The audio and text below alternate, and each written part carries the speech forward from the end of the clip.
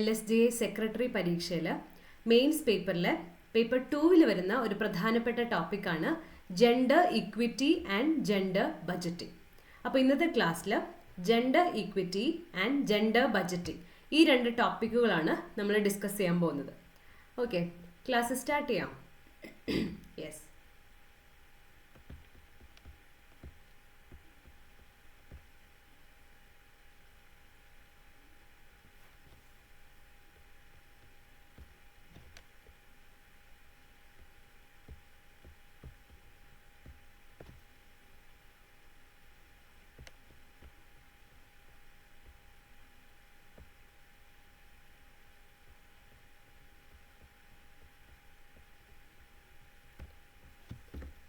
Yes.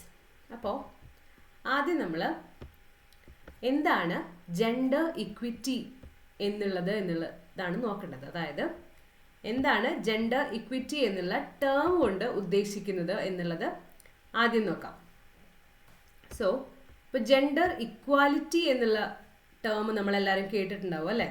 Gender equality, തുല്യത അല്ലെങ്കിൽ സമത്വം എന്നൊക്കെ പറയുന്നതാണ് ഇക്വാലിറ്റി. പക്ഷെ ഇവിടെ പറയുന്നത് ജെൻഡർ ഇക്വിറ്റി എന്നുള്ളതാണ്. അപ്പോൾ ആ ഒരു വ്യത്യാസം മനസ്സിലാക്കണം. എന്താണ് ഇക്വാലിറ്റി, എന്താണ് ഇക്വിറ്റി? ഇക്വാലിറ്റി, ഇക്വിറ്റി എന്നുള്ള ടേമുകൾ തമ്മിലുള്ള വ്യത്യാസം. അപ്പോൾ നമ്മുടെ ക്ലാസ്സിൽ നമ്മൾ ജെൻഡർ ഇക്വിറ്റിയെ കുറിച്ചാണ് പഠിക്കുന്നത്. അപ്പോൾ ആദ്യം എന്താണ് ജെൻഡർ ഇക്വാലിറ്റി എന്നുള്ളത് നോക്കാം. ജെൻഡർ ഇക്വാലിറ്റി നമുക്ക് അറിയുന്ന കാര്യമാണ്. ഇക്വാലിറ്റി എന്ന് പറയുമ്പോൾ തുല്യത അല്ലെങ്കിൽ സമത്വം എന്നൊക്കെ പറയുന്ന കാര്യമാണ് ഇക്വാലിറ്റി അല്ലേ? അതായത് എല്ലാവരും തുല്യരാണ് എന്നുള്ളൊരു കോൺസെപ്റ്റ്. എല്ലാവർക്കും തുല്യത, എല്ലാവർക്കും ഒരേ രീതിയിലുള്ള അവസരങ്ങൾ, എല്ലാവർക്കും ആരെയും വ്യത്യാസമായിട്ട് വേർതിരിക്കാതെ എല്ലാവർക്കും ഒരേ രീതിയിലുള്ള അവസരങ്ങളോ വിഭവങ്ങളോ ഒക്കെ ലഭ്യമാക്കുന്ന കാര്യത്തിനാണ് നമ്മൾ ഇക്വാലിറ്റി എന്ന് പറയുന്നത്. ജെൻഡർ ഇക്വാലിറ്റി എന്ന് പറയുമ്പോൾ അപ്പോൾ എങ്ങനെയാണ്? എല്ലാവർക്കും ഒരു ജെൻഡർ വ്യത്യാസമില്ലാതെ, സ്ത്രീ പുരുഷൻ അങ്ങനെയുള്ള വ്യത്യാസമില്ലാതെ എല്ലാവർക്കും ഈക്വലായിട്ട് അവസരങ്ങൾ കൊടുക്കുന്നു, വിഭവങ്ങൾ കൊടുക്കുന്നു എന്നുള്ളതിനെയാണ് നമ്മൾ ജെൻഡർ ഇക്വാലിറ്റി എന്ന് പറയുന്നത്. ഇനി ജെൻഡർ ഇക്വിറ്റി എന്ന് പറയുമ്പോൾ അത് വ്യത്യാസമുണ്ട്. നമ്മൾ ഈ ഒരു ഇക്വാലിറ്റിയിൽ, ജെൻഡർ ഇക്വാലിറ്റിയിൽ എത്താൻ, തുല്യതയിലേക്ക് എത്താൻ വേണ്ടി ഇപ്പോൾ ജെൻഡർ കാര്യത്തിലാണെങ്കിൽ ഇപ്പോൾ സ്ത്രീകളുടെ കാര്യത്തിൽ സ്ത്രീകൾ കുറച്ചും കൂടെ പുറകിലോട്ടാണ് അല്ലേ? പുരുഷന്മാരെ അപേക്ഷിച്ച് കാലങ്ങളായിട്ട് സ്ത്രീകൾക്ക് നമുക്കറിയാവുന്ന കാര്യമാണ്, പല മേഖലകളിലും പുരുഷന്മാരാണ് ഒരുപാട് മുന്നോട്ട് നിൽക്കുന്നത്. അപ്പോൾ അതുകൊണ്ട് തന്നെ ഒരുപാട് കാരണങ്ങളാൽ എല്ലാ മേഖലകളിലും സ്ത്രീകൾ പുറകിലോട്ടാണ് നിൽക്കുന്നത്. അപ്പോൾ അവരെ ഒരു ഇക്വാലിറ്റിയിൽ എത്തിക്കുക, അവരെ തുല്യതയിലേക്ക് എത്തിക്കാൻ വേണ്ടി നമ്മൾ കുറച്ചധികം കാര്യങ്ങൾ എക്സ്ട്രാ ആയിട്ട് ചെയ്യേണ്ടി വരും. അപ്പം അതാണ് ഈ ജെൻഡർ ഇക്വിറ്റി എന്ന് പറയുന്നത്. അപ്പോൾ ആ ഒരു തുല്യതയിലേക്ക് എത്തിക്കാൻ വേണ്ടി സാഹചര്യങ്ങൾക്കനുസരിച്ച് ഇപ്പോൾ ഇവിടെ സ്ത്രീയും പുരുഷനും ജെൻഡർ ഇക്വിറ്റിയുടെ കാര്യത്തിൽ പുരുഷന്മാര് കുറച്ചും കൂടെ ഓൾറെഡി അവർ വിദ്യാഭ്യാസപരമായ എല്ലാ രീതിയിലും മുന്നിട്ട് നിൽക്കുന്നവരായതുകൊണ്ട് സ്ത്രീകൾക്ക് അതേ ഒരു രീതിയിൽ നിന്ന് നമുക്ക് കോമ്പീറ്റ് ചെയ്യാൻ പറ്റില്ല. അപ്പൊ സ്ത്രീകളെ കൂടെ ആ രീതിയിലേക്ക് എത്തിക്കണമെങ്കിൽ കുറച്ചുകൂടെ കാര്യങ്ങൾ എക്സ്ട്രാ ആയിട്ട് സ്ത്രീകൾക്ക് വേണ്ടി നമ്മൾ ഒരു ഇക്വാലിറ്റിയിൽ എത്തിക്കാൻ വേണ്ടി ചെയ്യേണ്ടി വരും. അപ്പൊ അതിനെയാണ് നമ്മൾ ജെൻഡർ ഇക്വിറ്റി എന്ന് പറയുന്നത്. അപ്പൊ അങ്ങനെയാണ് ഈ ജെൻഡർ ഇക്വിറ്റിയും ജെൻഡർ ഇക്വാലിറ്റിയും തമ്മിലുള്ള വ്യത്യാസം. അതായത് നമ്മളിപ്പോൾ ഒരു എക്സാമ്പിൾ ആയിട്ട് ഒരു സ്കൂൾ എടുക്കുകയാണ്. ഇപ്പോൾ ജെൻഡർ ഇക്വാലിറ്റി എന്ന് പറയുമ്പോൾ സ്കൂളുകളുണ്ട്. സ്കൂളുകൾ എല്ലാവർക്കും, ആൺകുട്ടിക്കും പെൺകുട്ടിക്കും എല്ലാം പഠിക്കാൻ വേണ്ടി സ്കൂൾസ് ഓപ്പൺ ആണ്, സ്കൂളുണ്ട്. അപ്പം അവിടെ സ്കൂൾ ഒരിക്കലും ആൺകുട്ടി മാത്രം വന്നാൽ മതി അല്ലെങ്കിൽ പെൺകുട്ടി വരണ്ട എന്നുള്ള ഡിസ്ക്രിമിനേഷൻ ഒന്നുമില്ല. അവിടെ തുല്യമായിട്ടുള്ള അവസരം ആൺകുട്ടിക്കും വന്ന് പഠിക്കാം, പെൺകുട്ടിക്കും വന്ന് പഠിക്കാം.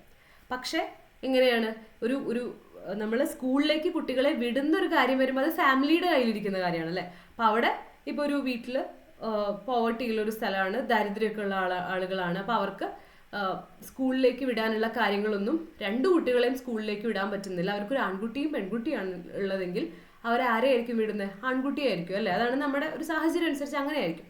അപ്പോൾ അവിടെ പെൺകുട്ടിക്ക് ജെൻഡർ ഇക്വാലിറ്റിക്ക് വേണ്ടിയിട്ടുള്ള സ്കൂൾ അവൈലബിൾ ആണ്. ആൺകുട്ടി പെൺകുട്ടി വ്യത്യാസമില്ലാതെ എല്ലാവരെയും സ്വീകരിക്കാൻ റെഡിയായിട്ട് സ്കൂൾ അവൈലബിൾ ആണ് അവിടെ ഇക്വാലിറ്റിക്ക് വേണ്ടിയിട്ട്. പക്ഷെ ആ ഒരു ഇക്വാലിറ്റി എന്നുള്ളതിലേക്ക് എത്താൻ പെൺകുട്ടിക്ക് ആൺകുട്ടിയെ അപേക്ഷിച്ച് പല സാഹചര്യങ്ങൾ കൊണ്ട് പറ്റാതെ വരാം.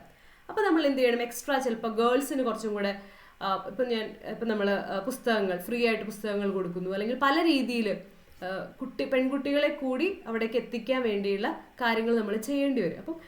അപ്പോൾ അതാണ് ജെൻഡർ ഇക്വിറ്റി എന്ന് പറയുന്നത്. സാഹചര്യങ്ങൾക്കനുസരിച്ച് ഇപ്പോൾ ജെൻഡറിൻ്റെ കാര്യത്തിൽ പെൺകുട്ടികൾ സ്ത്രീകൾ പുറകിലായതുകൊണ്ട് അവർക്ക് നമ്മൾ കുറച്ച് എക്സ്ട്രാ കാര്യങ്ങൾ എക്സ്ട്രാ പ്രോഗ്രാംസ് എല്ലാം വേണ്ടി വരും ആ ഒരു ഇക്വാലിറ്റിയിൽ എത്തിക്കാൻ. അപ്പോൾ അതിനെയാണ് നമ്മൾ ജെൻഡർ ഇക്വിറ്റി എന്ന് പറയുന്നത്. അപ്പോൾ ഇന്നത്തെ ക്ലാസ്സിൽ നമ്മൾ ജെൻഡർ ഇക്വിറ്റിയെ കുറിച്ച് സംസാരിക്കുമ്പോൾ നമ്മുടെ സൊസൈറ്റിയിൽ നിലനിൽക്കുന്ന ഇനീക്വാലിറ്റി അറിയണം അല്ലേ.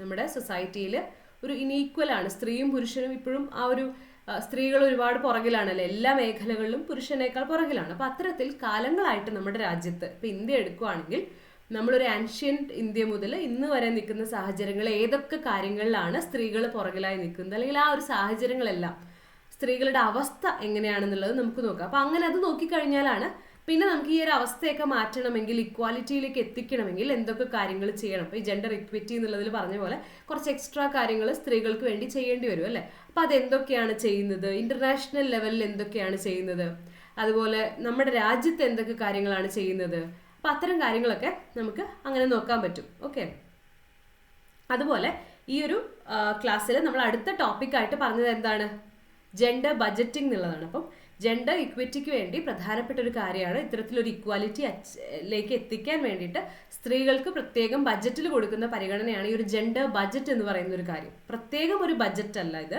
നമ്മുടെ ബജറ്റിൻ്റെ കൂടെ തന്നെ ചെയ്യുന്ന ഒരു കാര്യമാണ്. ഞാൻ ഈ ക്ലാസ്സിൽ അടുത്തായിട്ട് പറയാം. അപ്പോൾ അതാണ് നമ്മൾ ഈ ജെൻഡർ ഇക്വിറ്റി, അതിനുശേഷം അതുമായി ബന്ധപ്പെട്ടിട്ടാണ് ജെൻഡർ ബജറ്റിംഗ് എന്ന് പറയുന്ന ഒരു കോൺസെപ്റ്റും ഡിസ്കസ് ചെയ്യുന്നത്.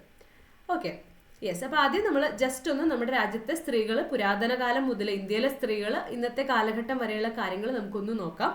അപ്പോൾ പ്രാചീന കാലത്ത് എങ്ങനെയാണ്, പ്രാചീന കാലത്ത് നമ്മൾ വേദ സമയത്തും വേദങ്ങളുടെ കാലഘട്ടത്തിൽ ഉപനിഷത്തുകളൊക്കെ ഉള്ള സമയത്ത് ഭാരതത്തിൽ എങ്ങനെയായിരുന്നു, സ്ത്രീകൾക്ക് വളരെയധികം പ്രാധാന്യമുള്ളൊരു സമയമായിരുന്നു എന്നല്ലേ ഏൻഷ്യൻ്റ് ഇന്ത്യയിൽ.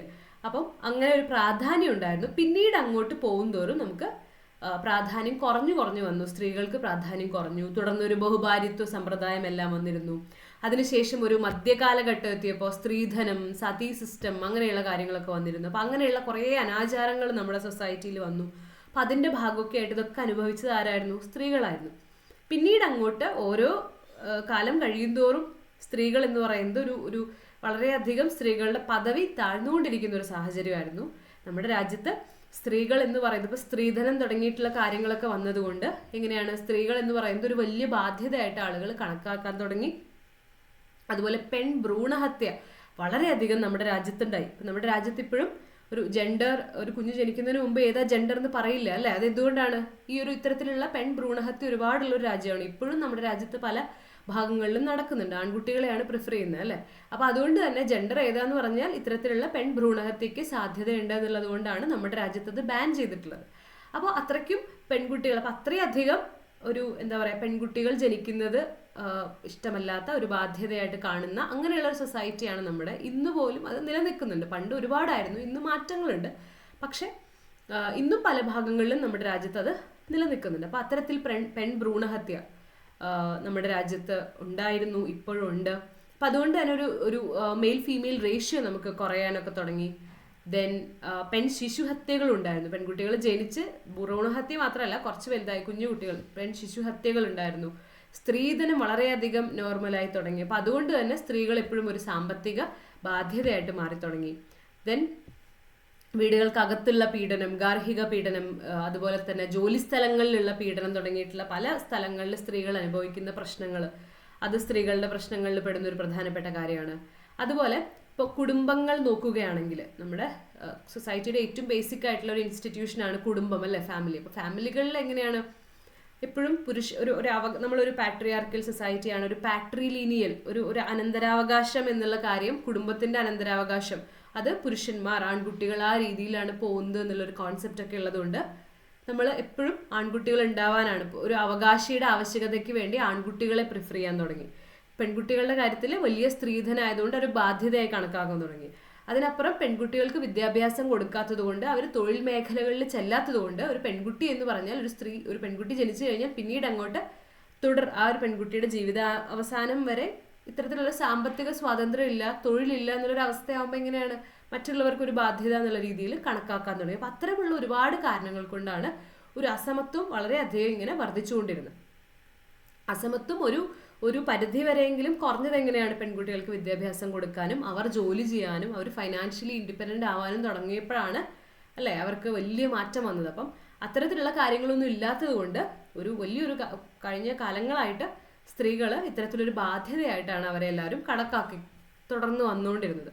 അപ്പം അതുപോലെ തന്നെ ദാരിദ്ര്യവും ഗാർഹിക പീഡനവും ജാതി വ്യവസ്ഥ ഇങ്ങനെയുള്ള ഒരുപാട് കാരണങ്ങൾ, ഇതിൻ്റെ പുറകിൽ ഒരുപാട് കാരണങ്ങളുണ്ട്. നമ്മുടെ സൊസൈറ്റിയിൽ കാണുന്ന പല വിഷയങ്ങളും ഇത്തരത്തിൽ സ്ത്രീകളുടെ അസമത്വത്തിലേക്കും കൂടെ നയിക്കുന്ന കാരണങ്ങളായിരുന്നു. ഇപ്പോൾ ജോലി സ്ഥലത്താണെങ്കിലും സ്ത്രീകൾക്ക് ഒരേപോലെയുള്ള തൊഴിലിനനുസരിച്ച് സ്ത്രീയും പുരുഷനും ഒരേ ജോലി ചെയ്യുമ്പോഴും സ്ത്രീക്ക് കുറഞ്ഞ വേതനം കൊടുക്കുക, അവിടെയുള്ള ബുദ്ധിമുട്ടുകൾ, തൊഴിൽ മേഖലകളിൽ സ്ത്രീകൾ അനുഭവിക്കുന്ന പ്രശ്നങ്ങൾ, അപ്പം അങ്ങനെയുള്ള പ്രശ്നങ്ങൾ ഒരുപാടാവുമ്പോൾ അതോടൊപ്പം തന്നെ ഒരു കുടുംബം എന്ന് പറയുമ്പോൾ അത് കൂടുതലും സ്ത്രീകളാണ് അതിന് മുന്നോട്ട് കൊണ്ടുപോകേണ്ടത്. സ്ത്രീകൾക്കാണ് കുടുംബ സംരക്ഷണത്തിൻ്റെ, കുടുംബത്തെ നോക്കേണ്ട കൂടുതൽ ഉത്തരവാദിത്തം എന്നുള്ള രീതിയിലുള്ള ഒരു ഇക്വാലിറ്റി ആ കാര്യത്തിൽ ഇല്ലാത്തത് കൊണ്ടും സ്ത്രീകൾ തൊഴിൽ മേഖലകളിൽ അധികം സ്ത്രീകൾക്ക് നിൽക്കാൻ പറ്റാത്തൊരു സാഹചര്യം വന്നു. അപ്പോൾ അതൊക്കെയാണ് സ്ത്രീകളുടെ ആ ഒരു തുല്യത ഇല്ലാതെ ഒരു അസമത്വത്തിൻ്റെ പ്രധാനപ്പെട്ട കാര്യങ്ങൾ. പിന്നെ നമ്മുടെ രാജ്യത്തുള്ളൊരു പ്രശ്നം വയലൻസ് അല്ലേ, സ്ത്രീകൾക്കെതിരെയുള്ള അതിക്രമങ്ങൾ ഒരുപാടുണ്ട്. അത് സ്ത്രീധന മരണങ്ങളാണെങ്കിലും അങ്ങനെയുള്ള ഒരുപാട് പ്രശ്നങ്ങൾ, സ്ത്രീകൾ അതിക്രമങ്ങൾ ഒരുപാട്, വയലൻസ് ഒരുപാട് റിപ്പോർട്ട് ചെയ്യപ്പെടുന്നുണ്ട്. അതുപോലെ ആരോഗ്യരംഗത്ത് വളരെയധികം ഇപ്പോൾ ഒരു മറ്റേ നമ്മുടെ മാതൃ മരണ നിരക്കൊക്കെ ഒരുപാട് കൂടുതലുള്ളൊരു രാജ്യമായിരുന്നു നമ്മുടെ രാജ്യം. ഇപ്പോഴാണ് അതിലൊക്കെ മാറ്റം വരുന്നത്. അപ്പോൾ ഇപ്പോഴും ആരോഗ്യ സംരക്ഷണ രംഗത്ത് സ്ത്രീകൾ വളരെയധികം പുറകിലാണ്. വിദ്യാഭ്യാസ രംഗത്താണെങ്കിലും നമുക്കറിയാം. അപ്പം അങ്ങനെയുള്ള ഒരുപാട് പ്രശ്നങ്ങൾ സ്ത്രീകൾ ഇപ്പോഴും അനുഭവിച്ചുകൊണ്ടിരിക്കുന്നു. പ്രശ്നങ്ങൾ വ്യത്യാസമുണ്ടെന്ന് മാത്രം. പഴയതിൽ നിന്നും വിദ്യാഭ്യാസവും ജോലിയൊക്കെ ആയപ്പോഴുള്ള ഒരുപാട് മാറ്റങ്ങൾ ഉണ്ടെങ്കിൽ ഇപ്പോഴും സ്ത്രീകളുടെ പ്രശ്നങ്ങൾ പൂർണ്ണമായിട്ടും കുറഞ്ഞിട്ടില്ല. ഇപ്പോഴും സ്ത്രീകൾ എല്ലാ മേഖലകളിലും സ്ത്രീകൾ പ്രത്യക്ഷപ്പെട്ട് തുടങ്ങിയിട്ടില്ല എന്നുള്ളതാണ് നമ്മുടെ രാജ്യത്തിൻ്റെ ഒരു സാഹചര്യം. ഓക്കെ, അപ്പോൾ അതൊക്കെയാണ് നമ്മുടെ രാജ്യത്തിൻ്റെ പൊതുവായിട്ടുള്ള സാഹചര്യം എന്ന് പറയുന്നത്.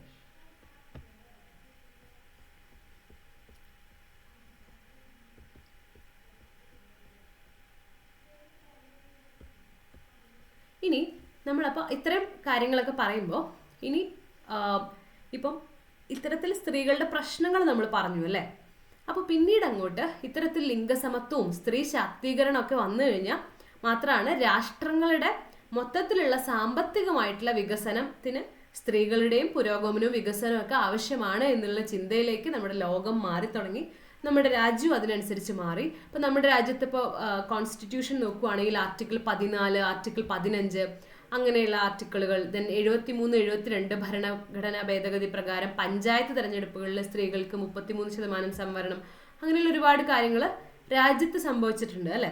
അപ്പോൾ പൊതുവെ നമുക്കിനി നമ്മുടെ രാജ്യം ഇതുപോലെയുള്ള ഒരു സമത്വത്തിന് വേണ്ടിയിട്ട്, സ്ത്രീകൾക്ക് വേണ്ടിയിട്ട് പ്രത്യേകം നമ്മൾ നിയമപരമായിട്ടും അല്ലാതെ പലതരം പദ്ധതികളിലൂടെയൊക്കെ എന്തൊക്കെ കാര്യങ്ങളാണ് ചെയ്തിട്ടുള്ളത് എന്നുള്ളത് നമുക്ക് നോക്കാം. പ്രധാനപ്പെട്ട ചില കാര്യങ്ങളാണ് നമ്മൾ നോക്കുന്നത്. ഒന്ന് 1973 തുല്യവേതന നിയമം എന്നുള്ളതാണ്. തുല്യവേതന നിയമം അപ്പം വലിയൊരു പ്രശ്നമായിരുന്നു അല്ലേ. ഒരേ ജോലിക്ക് വ്യത്യസ്ത കൂലികളായിരുന്നു സ്ത്രീക്കും പുരുഷനും. അപ്പോൾ അത് നമുക്ക് ഈ ഒരു തുല്യവേതന നിയമത്തിലൂടെ ഒരു വിവേചനവും ഇല്ലാതെ സമാന സ്വഭാവമുള്ള ഒരേ ജോലിക്ക് സ്ത്രീക്കും പുരുഷന്മാർക്കും തുല്യവേതനം നൽകണം എന്നുള്ളൊരു കാര്യം നമ്മൾ കൊണ്ടുവന്നതിലൂടെയാണ്. അതുപോലെ തന്നെ 2008 അസംഘടിത തൊഴിലാളികളുടെ സാമൂഹ്യ സുരക്ഷാ നിയമം നടപ്പിലാക്കിയത്. അപ്പം അതിലൂടെ അസംഘടിത മേഖലയിലുള്ള സ്ത്രീകൾ ഉൾപ്പെടെയുള്ള തൊഴിലാളികൾക്കെല്ലാം ഒരു സാമൂഹ്യ സുരക്ഷ ഉറപ്പാക്കാൻ വേണ്ടിയിട്ട് സർക്കാർ ഉദ്ദേശിച്ചതാണ് ആ ഒരു നിയമം. Then maternity benefit act 1961 maternity benefit act. അപ്പം അത് പ്രകാരം പ്രസവത്തിന് മുമ്പും ശേഷവും ഒരു നിശ്ചിത കാലയളവിലേക്ക് സ്ത്രീകൾക്ക് ആനുകൂല്യങ്ങൾ നൽകുന്നതും ലീവ് കൊടുക്കുന്നതുമായി ബന്ധപ്പെട്ട കാര്യങ്ങൾ, അതിലൊക്കെ പിന്നീട് അമെൻമെൻറ്റുകളൊക്കെ വന്നിട്ടുണ്ട്, ഭേദഗതികളൊക്കെ വന്നിട്ടുണ്ട്. അപ്പോൾ ഓരോ സമയത്തും അതിലൊക്കെ ഒരുപാട് പുതിയ പുതിയ മാറ്റങ്ങൾ ആഡ് ചെയ്തിട്ടുണ്ട്. അപ്പോൾ അത് ഒരു തൊഴിലിടങ്ങളിലെ സ്ത്രീകൾക്ക് കിട്ടാവുന്ന ഏറ്റവും വലിയൊരു ബെനിഫിറ്റാണ് അല്ലേ. അതുപോലെ തൊഴിൽ സ്ഥലത്ത് സ്ത്രീകൾക്ക് നേരെയുള്ള അതിക്രമം തടയാനുള്ള നിയമം 2013 വന്നിട്ടുണ്ട്. ദെൻ 1956 ഹിന്ദു പിന്തുടർച്ചാവകാശ നിയമത്തിന്റെ 14-ാം വകുപ്പ് പ്രകാരം സ്ത്രീകൾക്ക് സ്വത്തുക്കളുടെ സമ്പൂർണ്ണ ഉടമസ്ഥരാവുന്നുണ്ട്. കുടുംബ സ്വത്തിന്റെ അനന്തരാവകാശം സംബന്ധിച്ച് സ്ത്രീകൾക്ക് തുല്യാവകാശം നൽകുന്നതിന് 2005 ഈ നിയമം ഭേദഗതി ചെയ്തിട്ടുണ്ട്. അപ്പോൾ നമ്മൾ ഇത്രയും പറഞ്ഞത് എങ്ങനെയാണ് വേതനം റിലേറ്റഡ് ആയിട്ടുള്ള കാര്യങ്ങൾ, തൊഴിൽ മേഖലയായി ബന്ധപ്പെട്ട് അല്ലേ. തുല്യവേതന നിയമം, തൊഴിൽ രംഗത്തെ പ്രശ്നങ്ങൾ, അതിക്രമങ്ങൾക്കെതിരായിട്ടുള്ള നിയമം, മെറ്റേണിറ്റി ബെനിഫിറ്റ് ആക്ട്, അങ്ങനെയുള്ള നിയമങ്ങളും അതോടൊപ്പം തന്നെ പ്രധാനപ്പെട്ടതാണ് ഈ ഒരു ഹിന്ദു പിന്തുടർച്ചാവകാശ നിയമത്തിലൂടെ സ്വത്തവകാശം ലഭിച്ചത്. അപ്പോൾ അത്തരത്തിലുള്ള കുറേ നിയമങ്ങൾ ലീഗലി കൊണ്ടുവന്നിട്ടുള്ള ചില കാര്യങ്ങളാണ് ഇവിടെ പ്രധാനപ്പെട്ട ചില കാര്യങ്ങളാണ്. അങ്ങനെയുള്ള ഒരുപാട് കാര്യങ്ങൾ ലീഗലി സ്ത്രീകൾക്ക് ഒരു തുല്യത കൊണ്ടുവരുന്നതിനായിട്ട് കൊണ്ടുവന്നിട്ടുണ്ട്. ഓക്കെ, ഇനി സർക്കാർ പദ്ധതികൾ നമുക്ക് നോക്കുകയാണെങ്കിൽ, അതായത് സർക്കാർ ഒരുപാട് പദ്ധതികൾ നമുക്ക് കാണാൻ സാധിക്കും. അപ്പം അതിൽ ചില പ്രധാനപ്പെട്ട പദ്ധതികൾ നോക്കുകയാണെങ്കിൽ, ഇപ്പം ഒരുപാട് പദ്ധതികൾ, ഇപ്പം സ്ത്രീകൾക്ക് സാമൂഹിക സേവന ഉന്നമനത്തിനായിട്ട് മൈക്രോ ഫിനാൻസ് സേവനങ്ങളൊക്കെ നൽകുന്ന രാഷ്ട്രീയ മഹിളാ കോഷ് എന്ന് പറയുന്ന RMK എന്നുള്ളൊരു പദ്ധതിയുണ്ട്. ദെൻ പല സമയങ്ങളിലായി വന്നതാണ്. ഇതെല്ലാം പഴയ പദ്ധതികളുണ്ട്, ഇപ്പോഴും അത് കണ്ടിന്യൂ ചെയ്യുന്നതും അല്ലെങ്കിൽ ഇതുവരെ എടുത്തിട്ടുള്ള പദ്ധതികൾ, ചിലത് ചിലപ്പോൾ ഇപ്പം എക്സിസ്റ്റ് ചെയ്യുന്നുണ്ടാവില്ല, അങ്ങനെയൊക്കെ ഉണ്ട്. കാലങ്ങളായിട്ട് നമ്മൾ എടുത്ത ചില പ്രധാനപ്പെട്ട പദ്ധതിയാണ് പറയുന്നത്. റീസെൻ്റായി എടുത്ത പദ്ധതികൾ മാത്രമല്ല, മുമ്പും നമ്മൾ എടുത്തിട്ടുള്ള പദ്ധതികൾ. ദെൻ സ്ത്രീകളുടെ ശാക്തീകരണത്തിനുള്ളൊരു ദേശീയ മിഷൻ, നാഷണൽ ഒരു മിഷൻ ഉണ്ട്. സ്ത്രീകളുടെ സമഗ്രമായ വികസനം പ്രോത്സാഹിപ്പിക്കുന്നതിന്, മൊത്തത്തിലുള്ള പ്രക്രിയയൊക്കെ ശക്തിപ്പെടുത്തുന്നതിനാണ് ഒരു ദേശീയ മിഷൻ ഉള്ളത്. ദെൻ അക്രമത്തിനിരയായ സ്ത്രീകൾക്ക് സംയോജിത പിന്തുണയും സഹായവും ഒക്കെ നൽകുന്നതിനുള്ള 1 സ്റ്റോപ്പ് സെന്റർ. അക്രമത്തിനിരയാവുന്ന സ്ത്രീകൾക്ക് അതൊരു വലിയൊരു ആശ്വാസമായിരിക്കും അല്ലേ. അതുപോലെ 11 to 18 വയസ്സിനിടയിലുള്ള കൗമാരക്കാർക്കായിട്ടുള്ള പെൺകുട്ടികൾക്കുള്ള സമഗ്ര വികസനത്തിലുള്ള പദ്ധതിയുണ്ട്. അങ്ങനെയുള്ള പല രീതിയിലുള്ള പല പ്രായത്തിലുള്ള സ്ത്രീകളുടെ ആവശ്യങ്ങൾക്കനുസരിച്ചുള്ള പദ്ധതികളുണ്ട്. അതുപോലെ ഇന്ദിരാഗാന്ധി മാതൃത്വ സഹയോഗ് യോജന, അതുപോലെ നമ്മൾ ഏറ്റവും അധികം കേട്ടിട്ടുള്ളൊരു പദ്ധതിയായിരിക്കും ബേട്ടി ബച്ചാവോ ബേട്ടി പഠാവോ. കുട്ടികളുടെ സ്ത്രീകളുടെ ശാക്തീകരണത്തിന് വേണ്ടിയിട്ടുള്ളതാണ്. വനിതാ ശിശു വികസനവും ആരോഗ്യം, കുടുംബക്ഷേമം, മാനവവിഭവശേഷി വികസനം എന്നീ മന്ത്രാലയങ്ങൾ ശ്രമമായിട്ടുള്ള പദ്ധതിയാണ്. നമ്മൾ ഏറ്റവും അധികം കേട്ടിട്ടുള്ള പദ്ധതിയാണ് അല്ലേ, റീസെൻ്റ് ആയിട്ട് വന്നിട്ടുള്ള 2015. ദെൻ പ്രധാനമന്ത്രി മാതൃവന്ദന യോജന PMMVY, അതും നമ്മൾ കേട്ടിട്ടുള്ള പദ്ധതി തന്നെയാണ്. അമ്മമാർക്ക് ഒരു പണം നൽകിക്കൊണ്ട്, കുഞ്ഞു ജനിക്കുമ്പോൾ അമ്മമാർക്ക് പണം നൽകുന്നൊരു പദ്ധതിയാണ് പ്രധാനമന്ത്രി മാതൃവന്ദന യോജന എന്ന് പറയുന്നത്. അതുപോലെ ദേശീയ പോഷകാഹാര മിഷൻ സുപോഷിത് ഭാരത് എന്നുള്ളത്, പോഷകാഹാരമുള്ള ഒരു അവസ്ഥ രാജ്യത്ത് കൈവരിക്കാൻ വേണ്ടിയിട്ടാണ് ഈ ഒരു ദേശീയ പോഷകാഹാര മിഷൻ തന്നെയുള്ളത്. സുപോഷിത് ഭാരത്, പോഷകം ഒക്കെയുള്ള ന്യൂട്രീഷ്യസ് ആയിട്ടുള്ള ഭക്ഷണമൊക്കെ ലഭിക്കുന്ന ഒരു രാജ്യത്തിൽ, പ്രത്യേകിച്ച് അമ്മമാർക്കും കുട്ടികൾക്കൊക്കെയാണ് അത് കൂടുതൽ വേണ്ടത് അല്ലേ. അപ്പം അതൊക്കെയാണ് അതിലൂടെ ഉദ്ദേശിക്കുന്നത്. അതുപോലെ മഹിള ഹാറ്റ്, വനിതാ സംരംഭകർ അങ്ങനെയുള്ള ആളുകൾക്കൊക്കെയുള്ള ഒരു ഓൺലൈൻ ഡിജിറ്റൽ മാർക്കറ്റിംഗ് പ്ലാറ്റ്ഫോമാണ് മഹിള ഹാറ്റ്. ദെൻ പ്രധാനമന്ത്രി മഹിളാ ശക്തി കേന്ദ്രം, ഗ്രാമീണ സ്ത്രീകളെ അവരുടെ മുഴുവൻ കഴിവുകളും തിരിച്ചറിയുന്നതിനുള്ള അന്തരീക്ഷം സൃഷ്ടിക്കുന്നതിനുള്ള ഒരു പദ്ധതിയാണ്. അങ്ങനെയുള്ള ഒരുപാട് തലത്തിലുള്ള പദ്ധതികൾ നമ്മുടെ രാജ്യം പദ്ധതികളായിട്ടും അതുപോലെ ലീഗലി നമ്മൾ കഴിഞ്ഞ കാലങ്ങളായിട്ട് ഒരുപാട്, ഇപ്പോൾ സ്ത്രീധന നിരോധന നിയമം ഉൾപ്പെടെ ഒരുപാട് നിയമങ്ങളുണ്ട്. നമ്മൾ നോക്കുകയാണെങ്കിൽ ഒരുപാട് നിയമങ്ങൾ കാണാൻ സാധിക്കും. അത്തരത്തിലുള്ള ഒരുപാട് നിയമങ്ങളും കഴിഞ്ഞ കാലങ്ങളായിട്ട് നമ്മൾ നടപ്പിലാക്കുന്നുണ്ട്. ഒരുപാട് പദ്ധതികളും ഇത്തരത്തിലുള്ള സ്ത്രീകളെ കൂടെ അവരുടെ ഉന്നമനത്തിനായിട്ട് ചെയ്യുന്നുണ്ട്. ഇനി മറ്റൊരു കാര്യം, ആഗോള തലത്തിൽ നോക്കുകയാണെങ്കിൽ നമുക്ക് ലിംഗസമത്വം കൈവരിക്കാനും എല്ലാ സ്ത്രീകളെയും പെൺകുട്ടികളെയും ശാക്തീകരിക്കാനും ലക്ഷ്യമിടുന്ന സുസ്ഥിര വികസന ലക്ഷ്യം SDG 5, കഴിഞ്ഞ പല ക്ലാസ്സുകളിലും നമ്മൾ പറഞ്ഞതാണ്. സസ്റ്റൈനബിൾ ഡെവലപ്മെന്റ് ഗോൾസിലെ 5 അഞ്ചാമത്തെ ലക്ഷ്യം എന്ന് പറയുന്നത് ലിംഗസമത്വത്തിന് വേണ്ടിയിട്ടാണ്. സ്ത്രീകളെയും പെൺകുട്ടികളെയും ശാക്തീകരിക്കുക എന്നുള്ള ലക്ഷ്യമാണ് ഈ ഒരു SDGയിൽ ഉള്ളത്. അപ്പോൾ അത് ഓർത്ത് വയ്ക്കുക. അപ്പോൾ അത്തരം കാര്യങ്ങൾ. പിന്നെ ഇതുമായി ബന്ധപ്പെട്ട ഒരു കറണ്ട് അഫയേഴ്സിൽ റീസെൻ്റായി നടന്ന കാര്യം, അതായത് 2024 തന്നെ, ഈ ഒരു മാസത്തിൽ ജനുവരിയിൽ തന്നെ നടന്നിട്ടുള്ള ഒരു റീസെൻറ്റ് ആയിട്ടുള്ള കറണ്ട് അഫയേഴ്സ് ഭാഗത്ത് നമുക്ക് പഠിക്കാവുന്നതാണ്. വേൾഡ് ഇക്കണോമിക് ഫോറത്തിൽ വെച്ചിട്ട് alliance for global good gender equity and equality എന്ന് പറയുന്ന ഒരു കാര്യം ആരംഭിച്ചിട്ടുണ്ട്. അത് ദാവോസിൽ നടന്നിട്ടുള്ള വേൾഡ് ഇക്കണോമിക് ഫോറത്തിൽ വെച്ചിട്ടാണ്. WEF, world economic forum.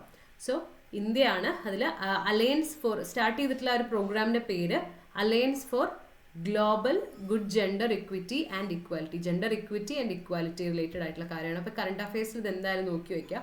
ഇതിലൂടെ ഉദ്ദേശിക്കുന്നത്, അതായത് കേന്ദ്ര വനിതാ ശിശു വികസന മന്ത്രിയുടെയൊക്കെ നേതൃത്വത്തിൽ ആഗോളതലത്തിൽ സ്ത്രീകൾ നയിക്കുന്ന വികസനം പ്രോത്സാഹിപ്പിക്കുക എന്നതാണ് ഈ ഒരു സഖ്യത്തിലൂടെ ഒരു അലയൻസ് ആണ് അല്ലേ. Alliance for global good gender equity and equality എന്നുള്ള പ്രോഗ്രാമാണ്. അപ്പോൾ ഈ ഒരു അലയൻസിലൂടെ എന്താ ഉദ്ദേശിക്കുന്നത്? കേന്ദ്ര വനിതാ ശിശു വികസന മന്ത്രിയുടെ നേതൃത്വത്തിലാണ് ആഗോളതലത്തിൽ സ്ത്രീകൾ നയിക്കുന്ന വികസനം പ്രോത്സാഹിപ്പിക്കുക എന്നതാണ് ഈ ഒരു സഖ്യം, ഈ ഒരു പ്രോഗ്രാം കൊണ്ട് ഉദ്ദേശിക്കുന്നത്. അതായത് ആഗോള മികച്ച സമ്പ്രദായങ്ങൾ, ആഗോള തലത്തിൽ ഇത്തരത്തിലുള്ള കാര്യങ്ങൾക്ക് ജെൻഡർ ഇക്വിറ്റിക്കും ഇക്വാലിറ്റിക്കൊക്കെ വേണ്ടി ഒരുപാട് കാര്യങ്ങൾ പല രാജ്യങ്ങളും ആഗോള തലത്തിലൊക്കെ നടത്തുന്നുണ്ടാവും അല്ലേ. അപ്പം അതിൽ നിന്നുള്ള മികച്ച സമ്പ്രദായങ്ങൾ എടുക്കുക, പരസ്പരം നോളജ് പങ്കിടുക, സ്ത്രീകളുടെ ആരോഗ്യം, വിദ്യാഭ്യാസം, സംരംഭം എന്നിവയിലെ നിക്ഷേപം എന്നിവയിലൊക്കെ കേന്ദ്രീകരിക്കുകയാണ്. സ്ത്രീകളുടെ ആരോഗ്യം, വിദ്യാഭ്യാസം, സംരംഭം അങ്ങനെയുള്ള കാര്യങ്ങളിലും അതുപോലെ തന്നെ ആഗോള തലത്തിൽ ഇക്വിറ്റിക്കും ജെൻഡർ ഇക്വിറ്റിക്കും ഇക്വാലിറ്റിക്കും വേണ്ടിയിട്ടുള്ള കാര്യങ്ങളിൽ മികച്ച സമ്പ്രദായങ്ങൾ എടുക്കുക, അതുമായി ബന്ധപ്പെട്ട അറിവൊക്കെ പങ്കിട്ട് ഒരുപാട് പുതിയ ആശയങ്ങൾ ലഭിക്കും അല്ലേ. അപ്പം അതാണ് ഈ ഒരു പ്രോഗ്രാമിലൂടെ ഉദ്ദേശിക്കുന്നത്. സോ ഇത് G20 നേതാക്കളുടെ ഒപ്പം പ്രഖ്യാപനമായിട്ട് യോജിച്ചിട്ട് സ്ത്രീകളുടെ നേതൃത്വത്തിലുള്ള വികസനത്തോടുള്ള നമ്മുടെ ഇന്ത്യയുടെ ഒരു പ്രതിബദ്ധതയാണ് ഇതിലൂടെ പ്രതിഫലിക്കുന്നത്. നമ്മുടെ രാജ്യം അതിൽ അത്രയധികം ഇൻട്രസ്റ്റ് ഉണ്ട് എന്നുള്ളതാണ് ഈ ഒരു അലയൻസിലൂടെ ഉദ്ദേശിക്കുന്നത്. സോ ഈ വേൾഡ് ഇക്കണോമിക് ഫോറം ഇതിലൊരു നെറ്റ്വർക്ക് പാർട്ട്ണറായിട്ടും ഇൻവെസ്റ്റ് ഇന്ത്യ എന്ന് പറയുന്നത് ഒരു ഇൻസ്റ്റിറ്റ്യൂഷണൽ പാർട്ട്ണറായിട്ടുമാണ് ഇതിൽ പ്രവർത്തിക്കുന്നത്. അപ്പോൾ ആരൊക്കെ ചേർന്നിട്ടാണ്, ഏത് തരത്തിലുള്ള പാർട്ട്ണറായിട്ടാണെന്നുള്ളത് ഓർത്ത് വയ്ക്കുക. അതുപോലെ ഇതിലൂടെ ആഗോള സഹകരണത്തോടുള്ള ഇന്ത്യയുടെ പ്രതിബദ്ധതയെ ഒന്നുകൂടെ ഈ ഒരു സംരംഭത്തിലൂടെ നമ്മൾ ശക്തിപ്പെടുത്തുകയാണ്. അപ്പം ഈ ഒരു വേൾഡ് ഇക്കണോമിക് ഫോറമായിട്ട് യോജിച്ചിട്ടാണല്ലോ. അപ്പോൾ ആഗോള സഹകരണത്തിൽ ഇന്ത്യ എത്രത്തോളം ഇന്ത്യയുടെ പ്രതിബദ്ധതയൊക്കെ ഇതിലൂടെ നമുക്ക് കാണുന്നുണ്ട്, കൂടുതൽ ശക്തമാവുന്നുണ്ട്. അതുപോലെ വേൾഡ് ഇക്കണോമിക് ഫോറത്തിന്റെ പ്രമേയമായിട്ടുള്ള റീബിൽഡിംഗ് ട്രസ്റ്റ് അതിന്റെ ലോഞ്ച് പൂരകമായിട്ട് ഒരു വനിതാ നേതൃത്വ ലോഞ്ചും നമ്മൾ വനിതാ സംരംഭകരുടെ ചർച്ചകൾ ഉൽപ്പന്നങ്ങളൊക്കെ പ്രദർശിപ്പിച്ചിട്ട് ഉണ്ടായിട്ടുണ്ട് എന്നുള്ള കാര്യം ഓർത്തു വയ്ക്കുക. അതിൽ പ്രധാനമായിട്ട് ഓർക്കേണ്ട കാര്യം ഒരു alliance for global good gender equity and equality ആരംഭിച്ചിട്ടുണ്ട്. വേൾഡ് ഇക്കണോമിക് ഫോറത്തിലാണ് ഇന്ത്യ അത് ആരംഭിച്ചത്. ഇപ്പോൾ ഏറ്റവും റീസെൻ്റ് ആയതുകൊണ്ട് എന്തായാലും കറണ്ട് അഫയേഴ്സ് ഭാഗത്ത് പഠിച്ചു വയ്ക്കുക. അത് ആരൊക്കെയാണ് അതുമായി റിലേറ്റഡ് ആയിട്ടുള്ള ഡീറ്റെയിൽസും പഠിച്ചു വയ്ക്കും.